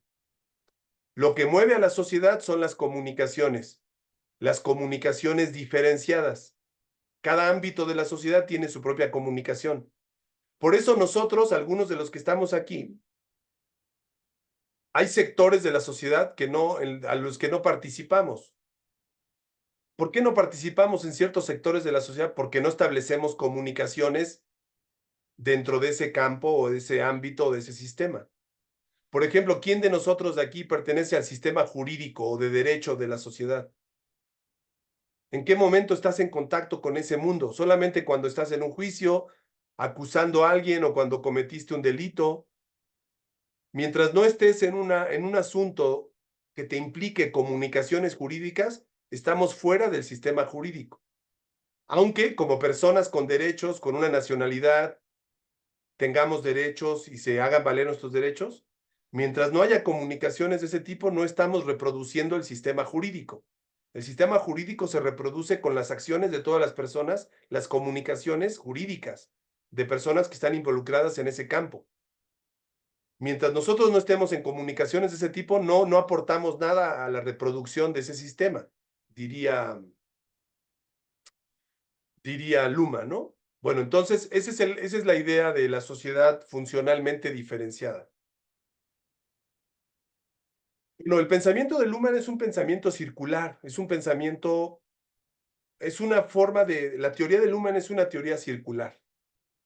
Todo lo que dice Luhmann respecto a la sociedad lo aplica Luhmann a sí mismo. Todo lo que Luhmann afirma sobre cómo funciona la sociedad moderna, Luhmann lo aplica a su propia teoría. Esa característica de circularidad de su pensamiento la hace más potente, más flexible y más rica que muchas otras teorías. Les voy a decir, por ejemplo, una cosa. La teoría marxista, la teoría crítica, todos los críticos, todos los marxistas, cuando hablan de la sociedad, hablan como si estuvieran fuera de la sociedad. Es decir, todo lo que dice un marxista no lo aplica contra sí mismo, siempre lo aplica contra otros. A diferencia de la teoría de sistemas sociales. En la teoría de sistemas sociales, todo lo que afirma Luhmann se puede aplicar a su propia teoría. No se excluye él de la teoría de lo que afirma, a diferencia de lo que hacen los marxistas, que critican a la sociedad como si estuvieran fuera de la sociedad. No aplican lo que dicen a la sociedad a sí mismos, porque si no, se desmoronaría su teoría. ¿Qué es lo que suelen decir? Si los marxistas dicen que hay dominados y dominadores, ¿qué dicen los marxistas? ¿Ellos son dominados o dominadores? Regularmente no entran en ese juego para no meterse en problemas. Bueno, la teoría de Niklas Luhmann en las ciencias sociales hizo un cambio significativo, un cambio en las formas de pensamiento. Los cambios en las formas de pensamiento en las ciencias sociales se llaman giros. Estos son algunos de los giros que se han dado en el siglo XX, giros en el pensamiento. Se dio un giro lingüístico en la década de los 30, se dio un giro hermenéutico en la década de los 40 y 50, se dio un giro retórico en las ciencias sociales y humanidades en la década de los 60, también se dio uno muy famoso que es el giro cultural o culturalista en la década de los 60, también en los 60 empezó a surgir el giro feminista hasta la fecha, en los años 70 y 80 se dio el giro visual, se dio el giro performativo, en los años 90 se dio el giro espacial. Hoy en día todo el mundo habla de narrativas, a eso se le llama el giro narrativo, también se dio en los años 70, 80, 90. también se dio un giro ético, y en los años 80, que fue la década en la que Luhmann hizo su teoría, él propuso dar un giro comunicacional. Hoy en día estamos viendo también un giro emocional en las ciencias sociales, ¿no? Se estudian las emociones desde las ciencias sociales y las humanidades. Bueno, Niklas Luhmann propuso un giro comunicacional, como ya dijimos, al proponer que la comunicación es la base de la sociedad y que todo se puede explicar desde la comunicación. Ese es el giro comunicacional que Luhmann planteó, ¿no? Bueno, ¿qué lugar ocupa la teoría de los sistemas sociales dentro de la sociología? Como yo les decía, la sociología es una disciplina que tiene cerca de 200 años de existir, y en esa disciplina ha habido diferentes explicaciones de la sociedad, y la de Luhmann es de las últimas o de las más recientes. Hay otras teorías de la sociedad que están en boga en este momento a nivel mundial. Una de ellas, además de la de Pierre Bourdieu, que ya tiene muchos años, hay otra que es la teoría del actor red. No sé si la han escuchado, de autores como Bruno Latour, la teoría del actor red, y otras teorías sociológicas importantes, entre las cuales está la teoría de sistemas sociales. Bueno, aquí me voy a meter, no me voy a poder profundizar por el tiempo, pero les voy a dar las claves para comprender la teoría de sistemas sociales. A partir de este punto empiezo con los elementos fundamentales a comprender para entender la teoría de sistemas sociales. Empezamos con estos elementos. Para comprender la teoría de sistemas sociales hay que entender lo que se entiende por sentido. Hay que saber qué significa el cálculo de las formas, y hay que entender por qué es tan importante para Luhmann la observación. Esas tres cosas: la noción de sentido. El cálculo de la noción de sentido viene de la fenomenología, de la filosofía de Edmund Husserl. De ahí viene la noción de sentido y de la cibernética. El cálculo de las formas es una teoría matemática que un matemático que se apellida Spencer Brown creó. Y la observación viene de la cibernética. Entonces, para comprender estos conceptos es importante, con calma, ir a brevar a esas reflexiones de la fenomenología, de las matemáticas y de la cibernética. Solamente para darles ideas generales. Para Luhmann, el sentido, lo que entendemos por sentido de la vida, esto es muy importante, es el concepto central de la teoría de Luhmann. Sentido, para Luhmann, como significado, para Luhmann es un medio. Sentido no es lo que tenemos en nuestra cabeza o a través del lenguaje. Para Luhmann, el sentido es un medio en el cual los seres humanos nos movemos. Y no solo los seres humanos, como ya dijimos. El sentido es un medio en el lenguaje de Luhmann. Por eso le llama el medio del sentido. Mucha gente cree, basado en la filosofía, en las formas tradicionales de pensamiento filosófico, que el sentido significa aportarle sentido a la vida, y que los seres humanos le aportamos sentido a la vida, y que, como decía Priscila, cuando la gente le pierde sentido a la vida se deprime, ¿no? O trata de suicidarse. Bueno, en el caso de Luhmann, ese no es la idea de sentido. Acuérdense que para Luhmann, el sentido, bueno, en Luhmann la psicología, la psique no forma parte de la sociedad. Por lo tanto, el sentido no tiene que ver con la psicología, en el caso de Luhmann. Para Luhmann el sentido es un medio, y es un medio sociológico, de sociedad, no de psique, ¿sí? Por lo tanto, Luhmann, cuando habla de sentido, no habla desde la filosofía humanística tradicional, habla desde otro campo, desde otra mirada.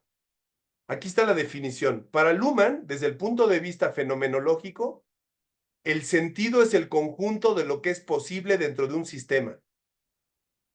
¿Me escucharon? Para Luhmann el sentido es el conjunto de cosas que es posible hacer dentro de un sistema. Por ejemplo, en el sistema económico, el sentido del sistema económico es todo lo que sucede dentro del sistema económico y que es posible hacer dentro del sistema económico. Por ejemplo, pagar, cobrar, invertir, pedir préstamos, todo eso tiene sentido dentro del campo de la economía. Y ese es el sentido de la economía. ¿Qué pasa cuando tú vas a una galería a pedir un préstamo? O cuando vas a un mercado a tener una experiencia artística. Estás fuera del sentido del sistema. El sentido fue construido históricamente por los sistemas y se impuso a las personas este sentido. Y cuando tú participas de un sistema, a fuerzas te tienes que someter a esas reglas del sistema. Tú no las pones. Nosotros no le ponemos las reglas al deporte. El deporte, con sus reglas ya, es un medio, una plataforma de sentido que nos obliga, si queremos comunicarnos dentro de ese campo, a someternos a esas reglas de sentido. Por ejemplo, en un partido de fútbol, no tiene sentido sentarse a comer una pizza o sacar una pistola y matar al portero. Eso está fuera del sentido del deporte. ¿Qué es lo que reproduce al deporte? Que todos sigan las reglas del deporte, que es su sentido.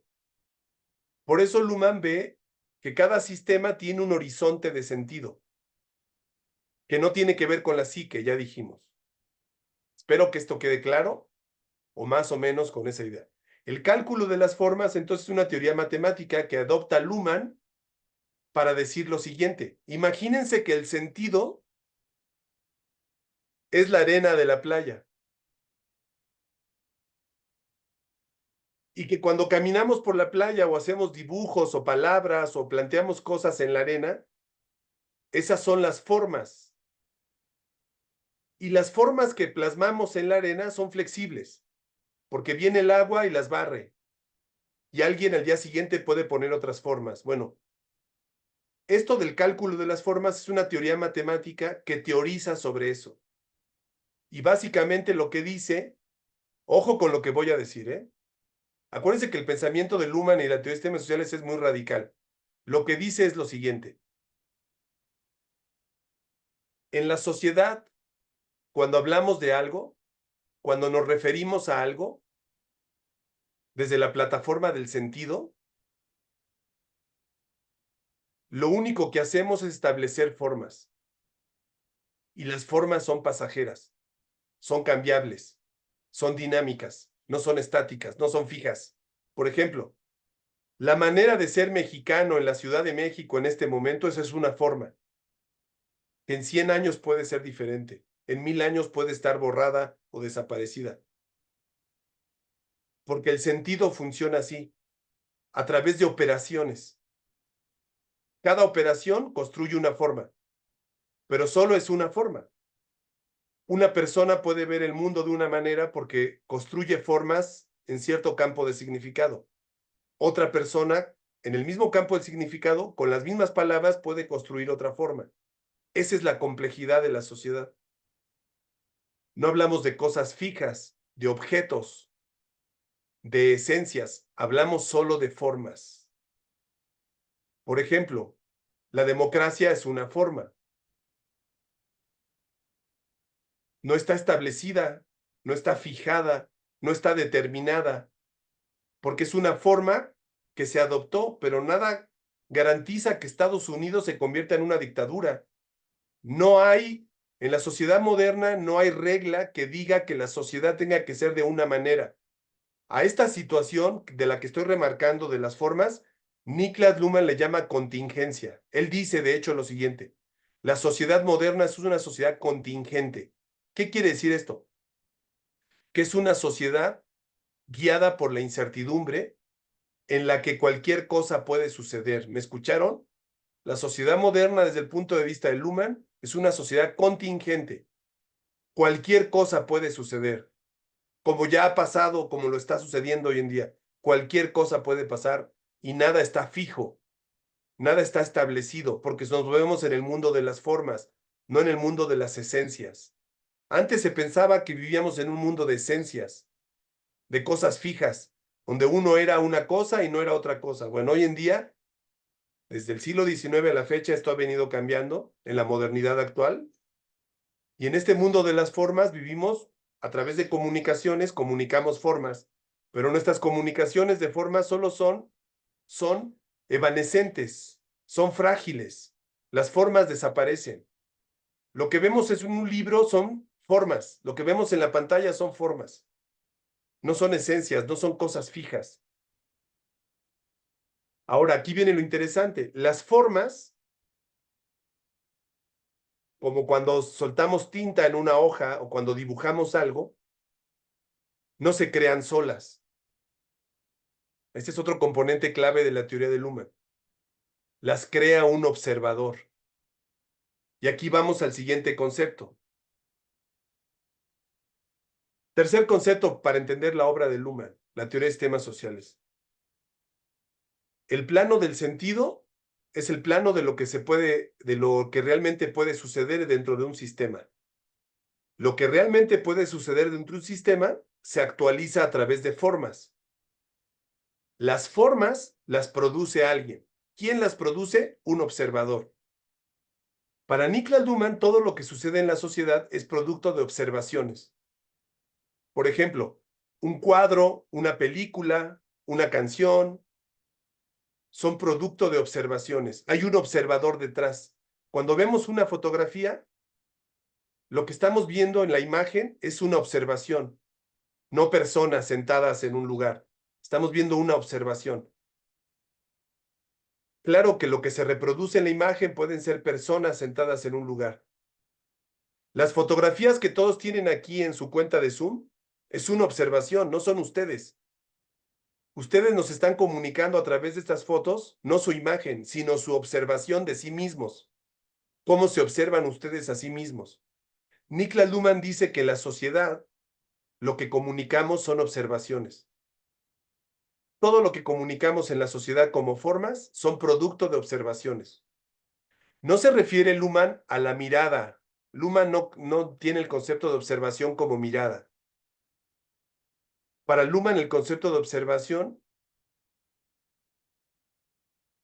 se refiere a comunicaciones. Las observaciones son formas que establecemos y que expresamos a través de comunicaciones, ¿sí? Entonces, para Luhmann, los sistemas observan. Los sistemas no son ciegos, los sistemas sociales no son ciegos.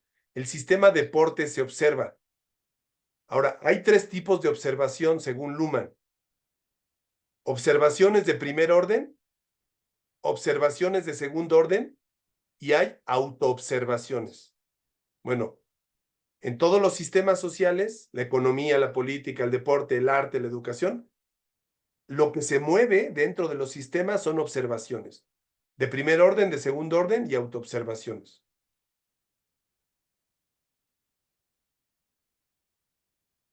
Entonces, no me voy a meter a los detalles de qué es la diferencia entre una observación de primer orden y una de segundo orden. Nada más rápidamente les digo esto. Una observación de primer orden es cuando observamos un fenómeno y hablamos sobre él o nos referimos a él, en la experiencia concreta que tenemos con el fenómeno. Una observación de segundo orden, es muy importante, es cuando un observador observa al observador. Esa situación, cuando un observador observa las observaciones de un observador, se llaman observaciones de segundo orden. La teoría de Luhmann, ¿cómo funciona? La teoría de Luhmann es una observación sobre observaciones de segundo orden. La teoría de Luhmann en su conjunto es una observación de tercer orden. Una persona que va en un auto manejando, mientras va manejando, viendo lo que se le presenta enfrente, está haciendo observaciones de primer orden. Las cámaras que están grabando ese auto circulando por la ciudad, de los policías que están viendo ese auto violando las reglas del semáforo o apegándose a ellas, son observaciones de segundo orden. Y la teoría de Luhmann que nos permite explicar cómo funciona el C5 o los mecanismos de segundo orden, son teorías de tercer nivel o teorías de tercer orden. La teoría de Luhmann es compleja justamente porque se mueve a niveles de observación de tercer nivel o de tercer orden. Vamos para ir cerrando, un punto clave para comprender la teoría de sistemas sociales, que es la diferencia entre sistema psíquico y sociedad. Para Luhmann, la conciencia es un sistema que reproduce sentido. Todos los sistemas para Luhmann son autopoyéticos. ¿Qué quiere decir? Que se reproducen a sí mismos. Para Luhmann, la sociedad es un sistema autopoyético. La sociedad moderna es un sistema autopoyético. Para Luhmann, los diferentes sistemas que componen la sociedad son autopoyéticos. Para Luhmann, nuestra psique es autopoyética. Se reproduce a sí misma. ¿A través de qué? A través de pensamientos.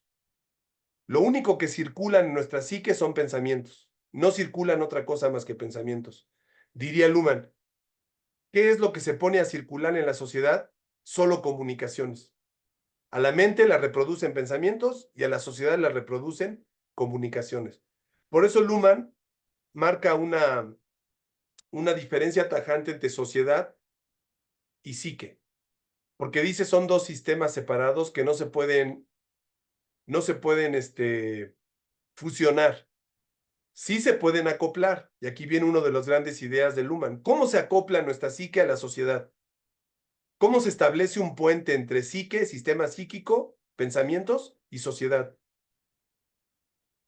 A través del lenguaje. Para Luhmann, el puente que une a la psique con la sociedad es el lenguaje.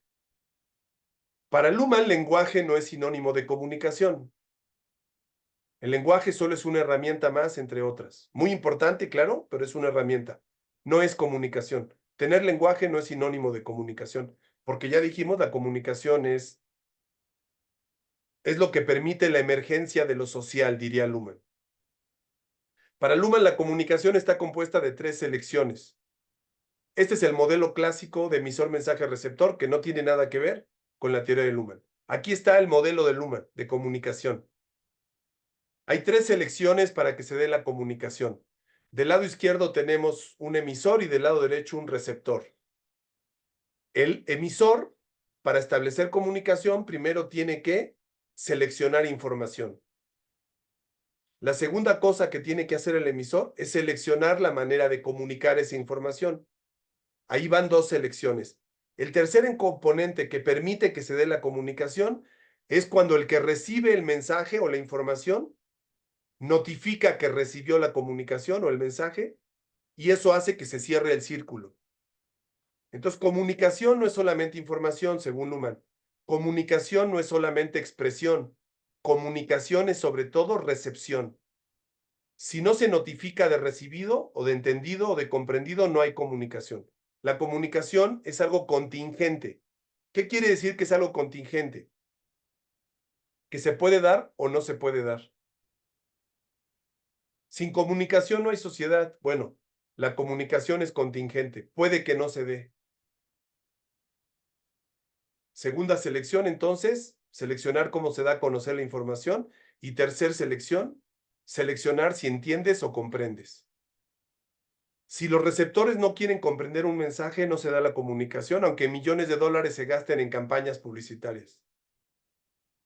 Si los votantes no confirman de haber comprendido un mensaje y lo rechazan, la comunicación fracasa.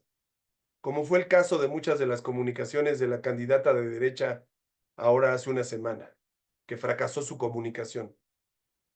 No me meto en eso, solamente les planteo esta idea. Entonces, el concepto de comunicación en Luhmann es totalmente diferente a como lo concebimos regularmente en el pensamiento tradicional. Bueno, como ya les decía, el vínculo entre el sistema psíquico y la sociedad se da a través del lenguaje. Y ya me voy para cerrar en estos últimos puntos.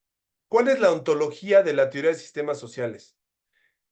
¿Cuál es la noción de realidad que tiene la teoría de sistemas sociales? O dicho de otra manera, para la teoría de sistemas sociales, ¿qué es lo real en la sociedad? La respuesta es muy sencilla. Para la teoría de sistemas sociales, lo que existe en la sociedad son sistemas. Esa es su ontología. Por eso el concepto de sistema es muy importante. Hay 4 tipos de sistemas según Luhmann. Existen las máquinas, que son sistemas artificiales. Existe la mente, que es un sistema orgánico, pero es autónomo e independiente. Existen los organismos, como nuestro cuerpo o el cuerpo de un perro. Ese es otro sistema. O el cosmos, o los planetas, o los sistemas ambientales ecológicos, una selva, un desierto, el mar. Y también existen, 4 tipo de sistema, sistemas sociales. Como ya les dije, cada uno de estos sistemas se reproduce por cosas distintas. Por ejemplo, los organismos se reproducen con genes, biológicamente. El sistema psíquico se reproduce solo con pensamiento. ¿Cómo se reproducen los sistemas sociales? Ya lo dijimos. Según Luhmann, solo se reproducen por comunicaciones. Bueno, ahí les va esto. Dentro de la sociedad hay 3 tipos de sistemas que todos los días se presentan. El sistema más pequeñito a nivel micro se llama interacción. Las interacciones que tenemos cara a cara o vía digital con las personas es la forma más básica de lo social. Las interacciones se basan en comunicaciones. El otro nivel importantísimo para que exista la sociedad moderna son las organizaciones. Las organizaciones también funcionan mediante comunicación, no están hechas de personas. Las organizaciones están hechas de comunicaciones igual que las interacciones.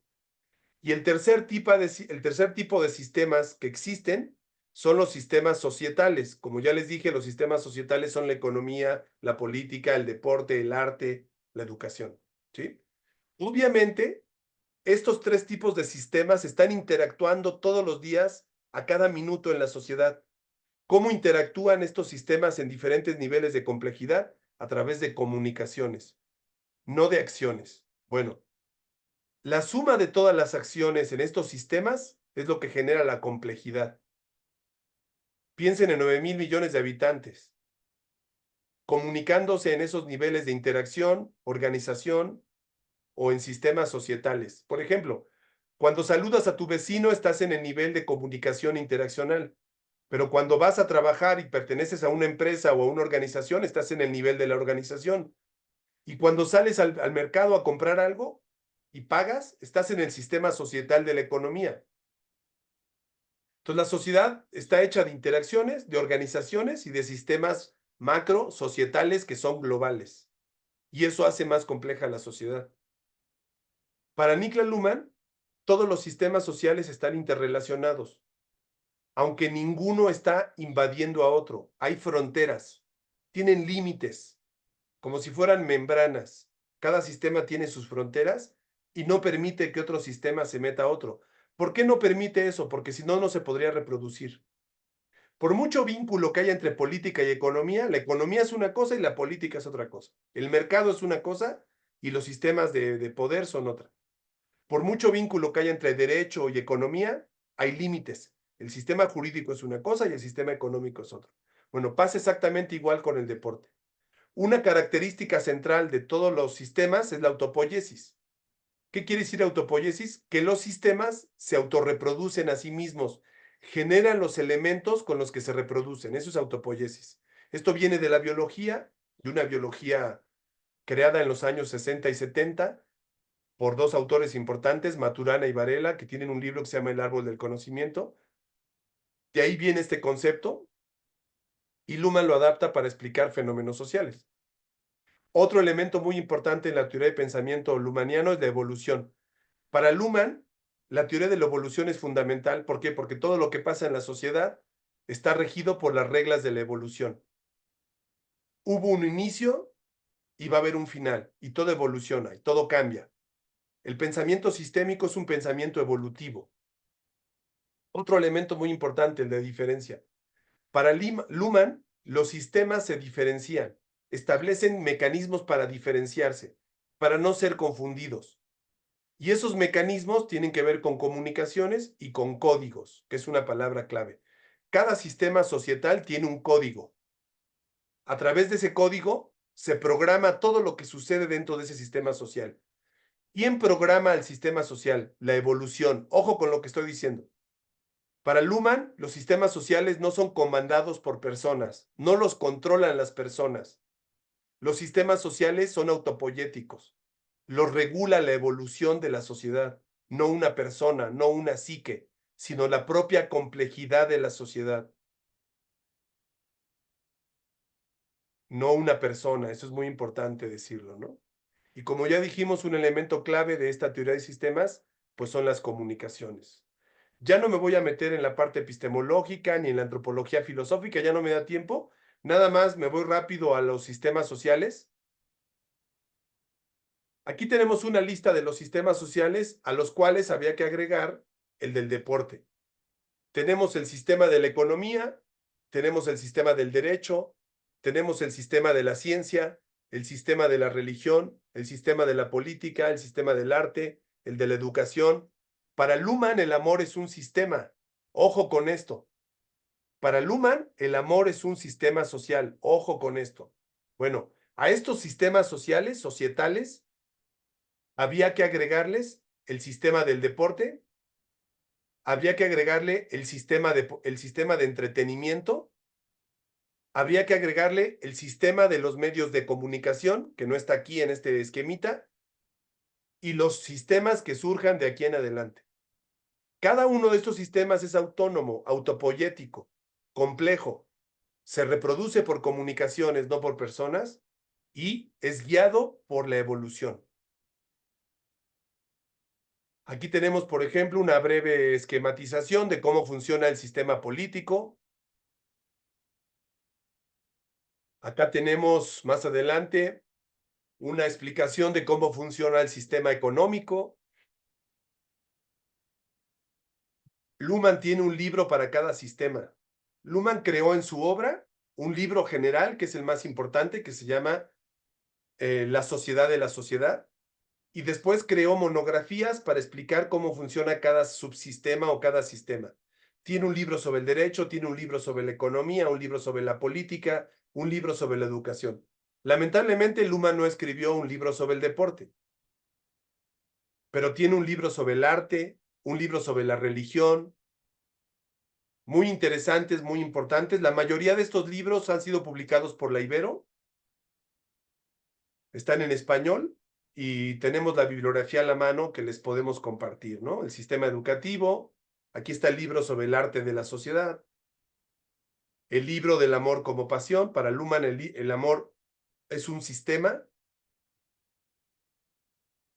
la ciencia es un sistema, y obviamente, y con esto cierro, el deporte es un sistema.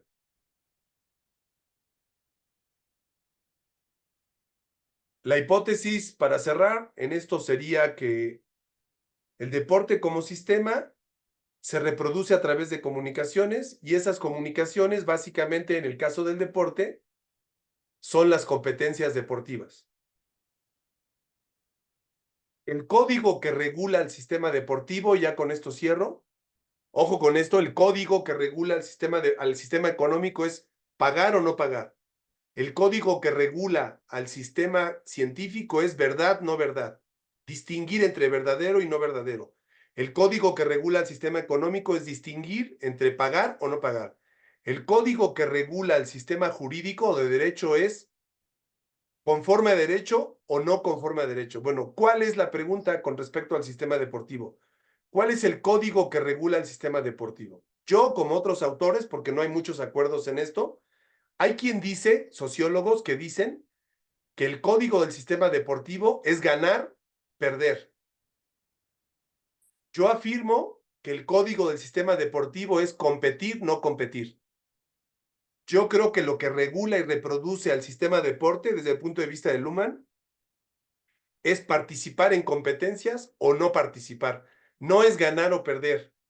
Y las derivaciones del atleta exitoso versus el fracasado o el que perdió. No, creo que lo que regula todo el sistema deportivo, en todas sus diferencias, niveles y complejidades, es participar o no participar, competir o no competir.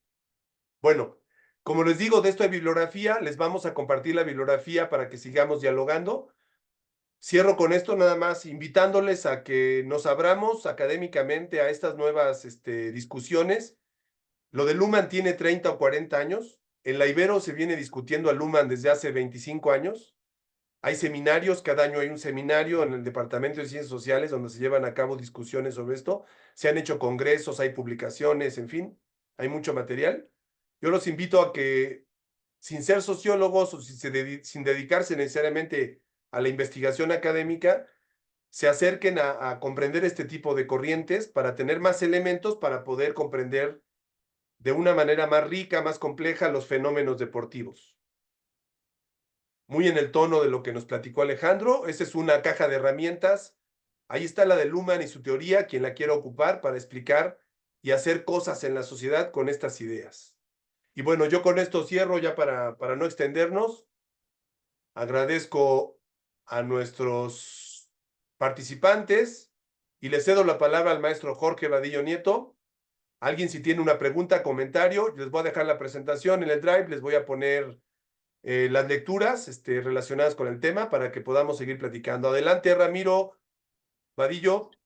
Gracias, Samuel. Una pregunta sobre tu comentario y lo de Luma. Mencionabas que cada sistema cumple una función. En este caso, los periodistas insisten, y en este discurso, ya hacia el tema de los Juegos Olímpicos, cuando ganan medallas, ¿no? De esta parte de que los países como el nuestro necesitan medallas y triunfos, que eso nos enaltece. El deporte no tiene por qué cumplir esa función. Así lo vería con este precepto. ¿Y por qué insisten en esa parte entonces, los periodistas? Buen punto. Mira, todo lo que hacen los periodistas no es deporte.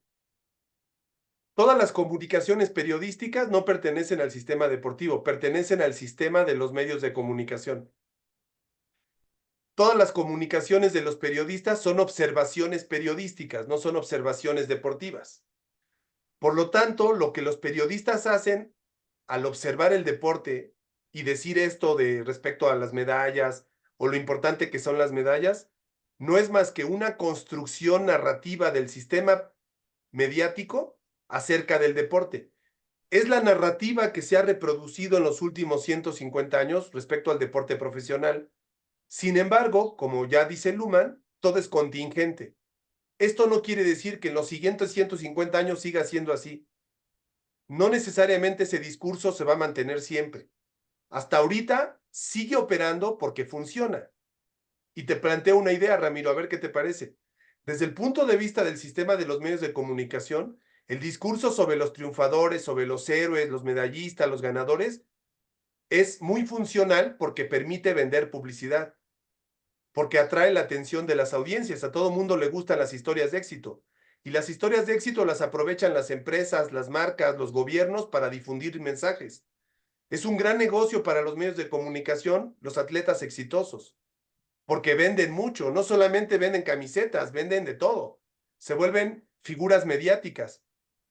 Cuando un deportista se vuelve figura mediática, está moviéndose en dos sistemas, en el del deporte, en las competencias, y en el terreno de los medios de comunicación. Sin embargo, las reglas son diferentes. Un ejemplo de esto puede ser en el caso de los atletas que se vuelven políticos. Las reglas de la política son una cosa y las reglas del deporte son otra. Ana Gabriela Guevara, como deportista y atleta exitosa, suprema, de élite, es un fracaso en la política. Porque las reglas de la política son otros códigos, son otros lenguajes, es otra forma de comunicación. Todo el éxito que ella tuvo en el deporte no se traslada a la política. Como tampoco se traslada el éxito de nuestro campo. Por ejemplo, Ramiro, tú que estás en la publicidad, en el mundo de los medios y la publicidad, el éxito que tengamos cada uno de nosotros, por ejemplo, en el campo académico, no se traslada al amor. Porque el sistema amor, dice Luhmann, es otro sistema, con otras reglas, con otro código, con otra comunicación.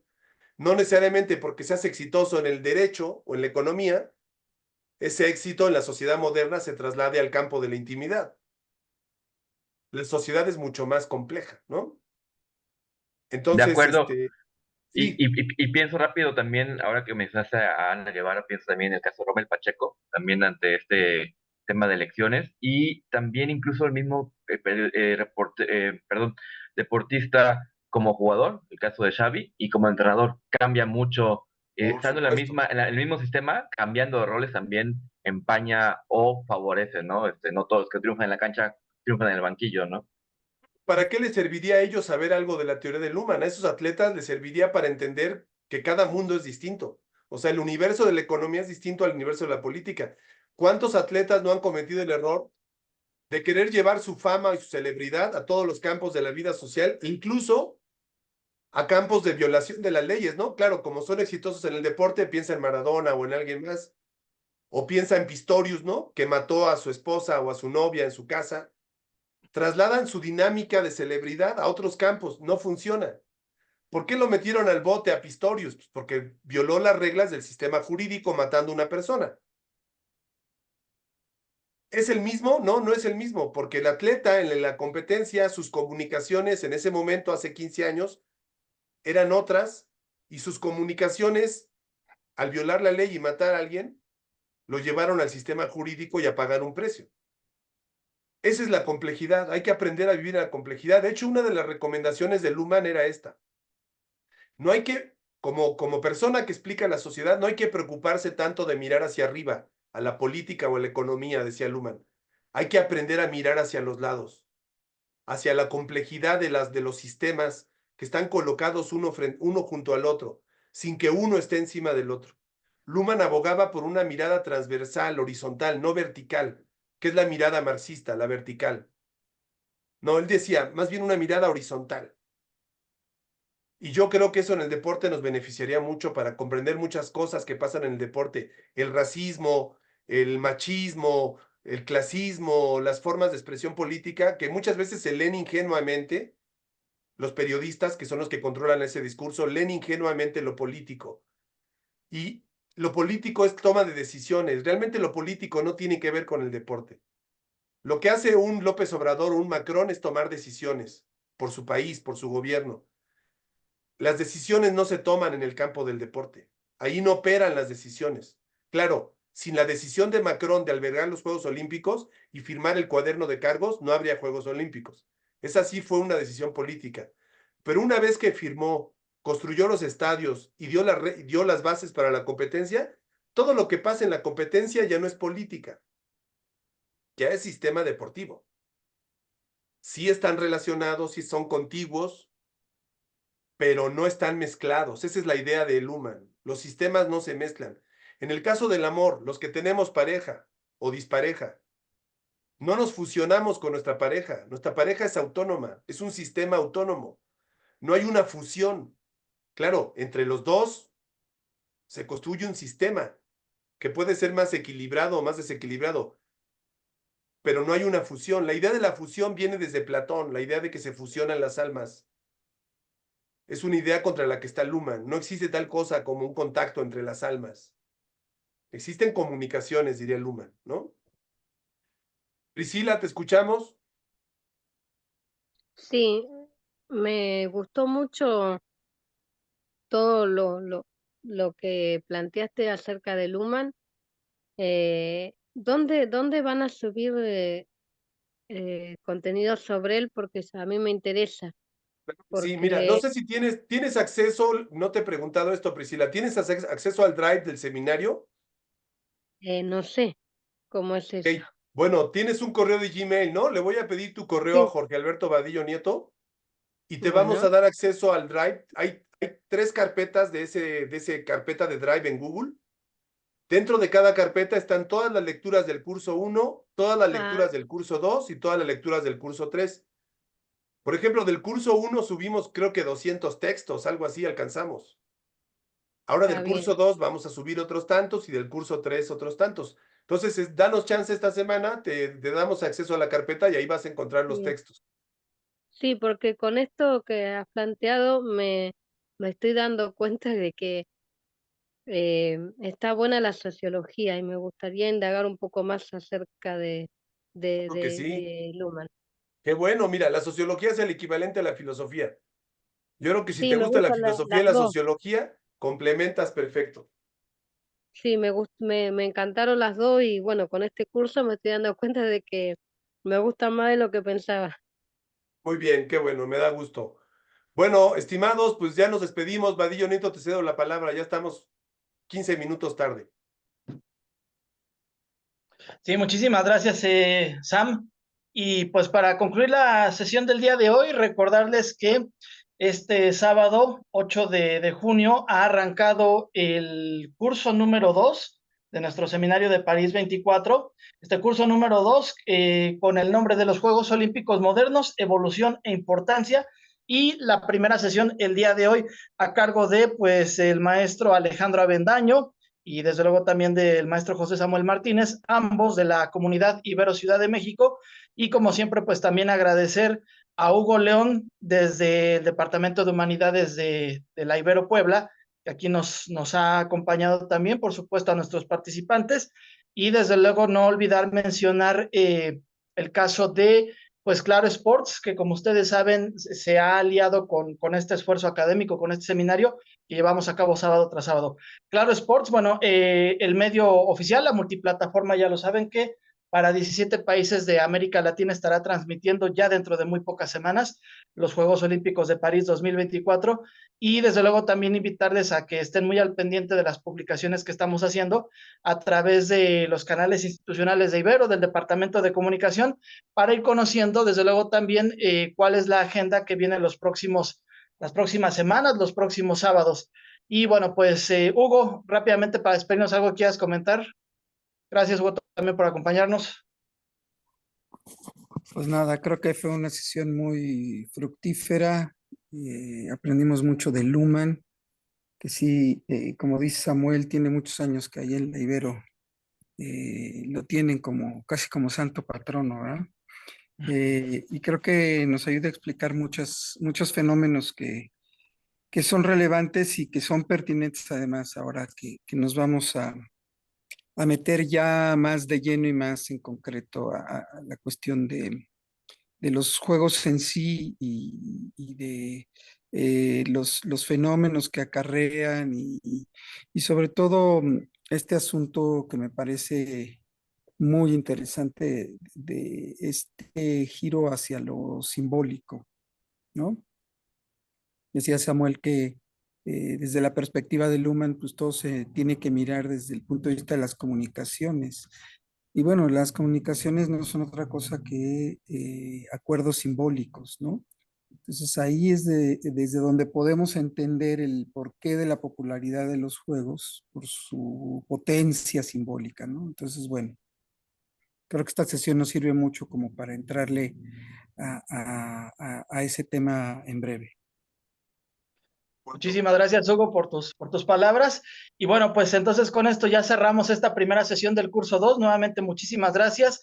Nos estamos conectando próximo sábado, 15 de junio, en punto de las 10:30 horas de la mañana en el centro de México. Y pues mantenemos la comunicación. Muchísimas gracias. Hasta pronto. Buenas tardes, gracias Alejandro. Hasta luego, Buenas cuídense. tardes a todos. Igualmente, buena tarde, provecho.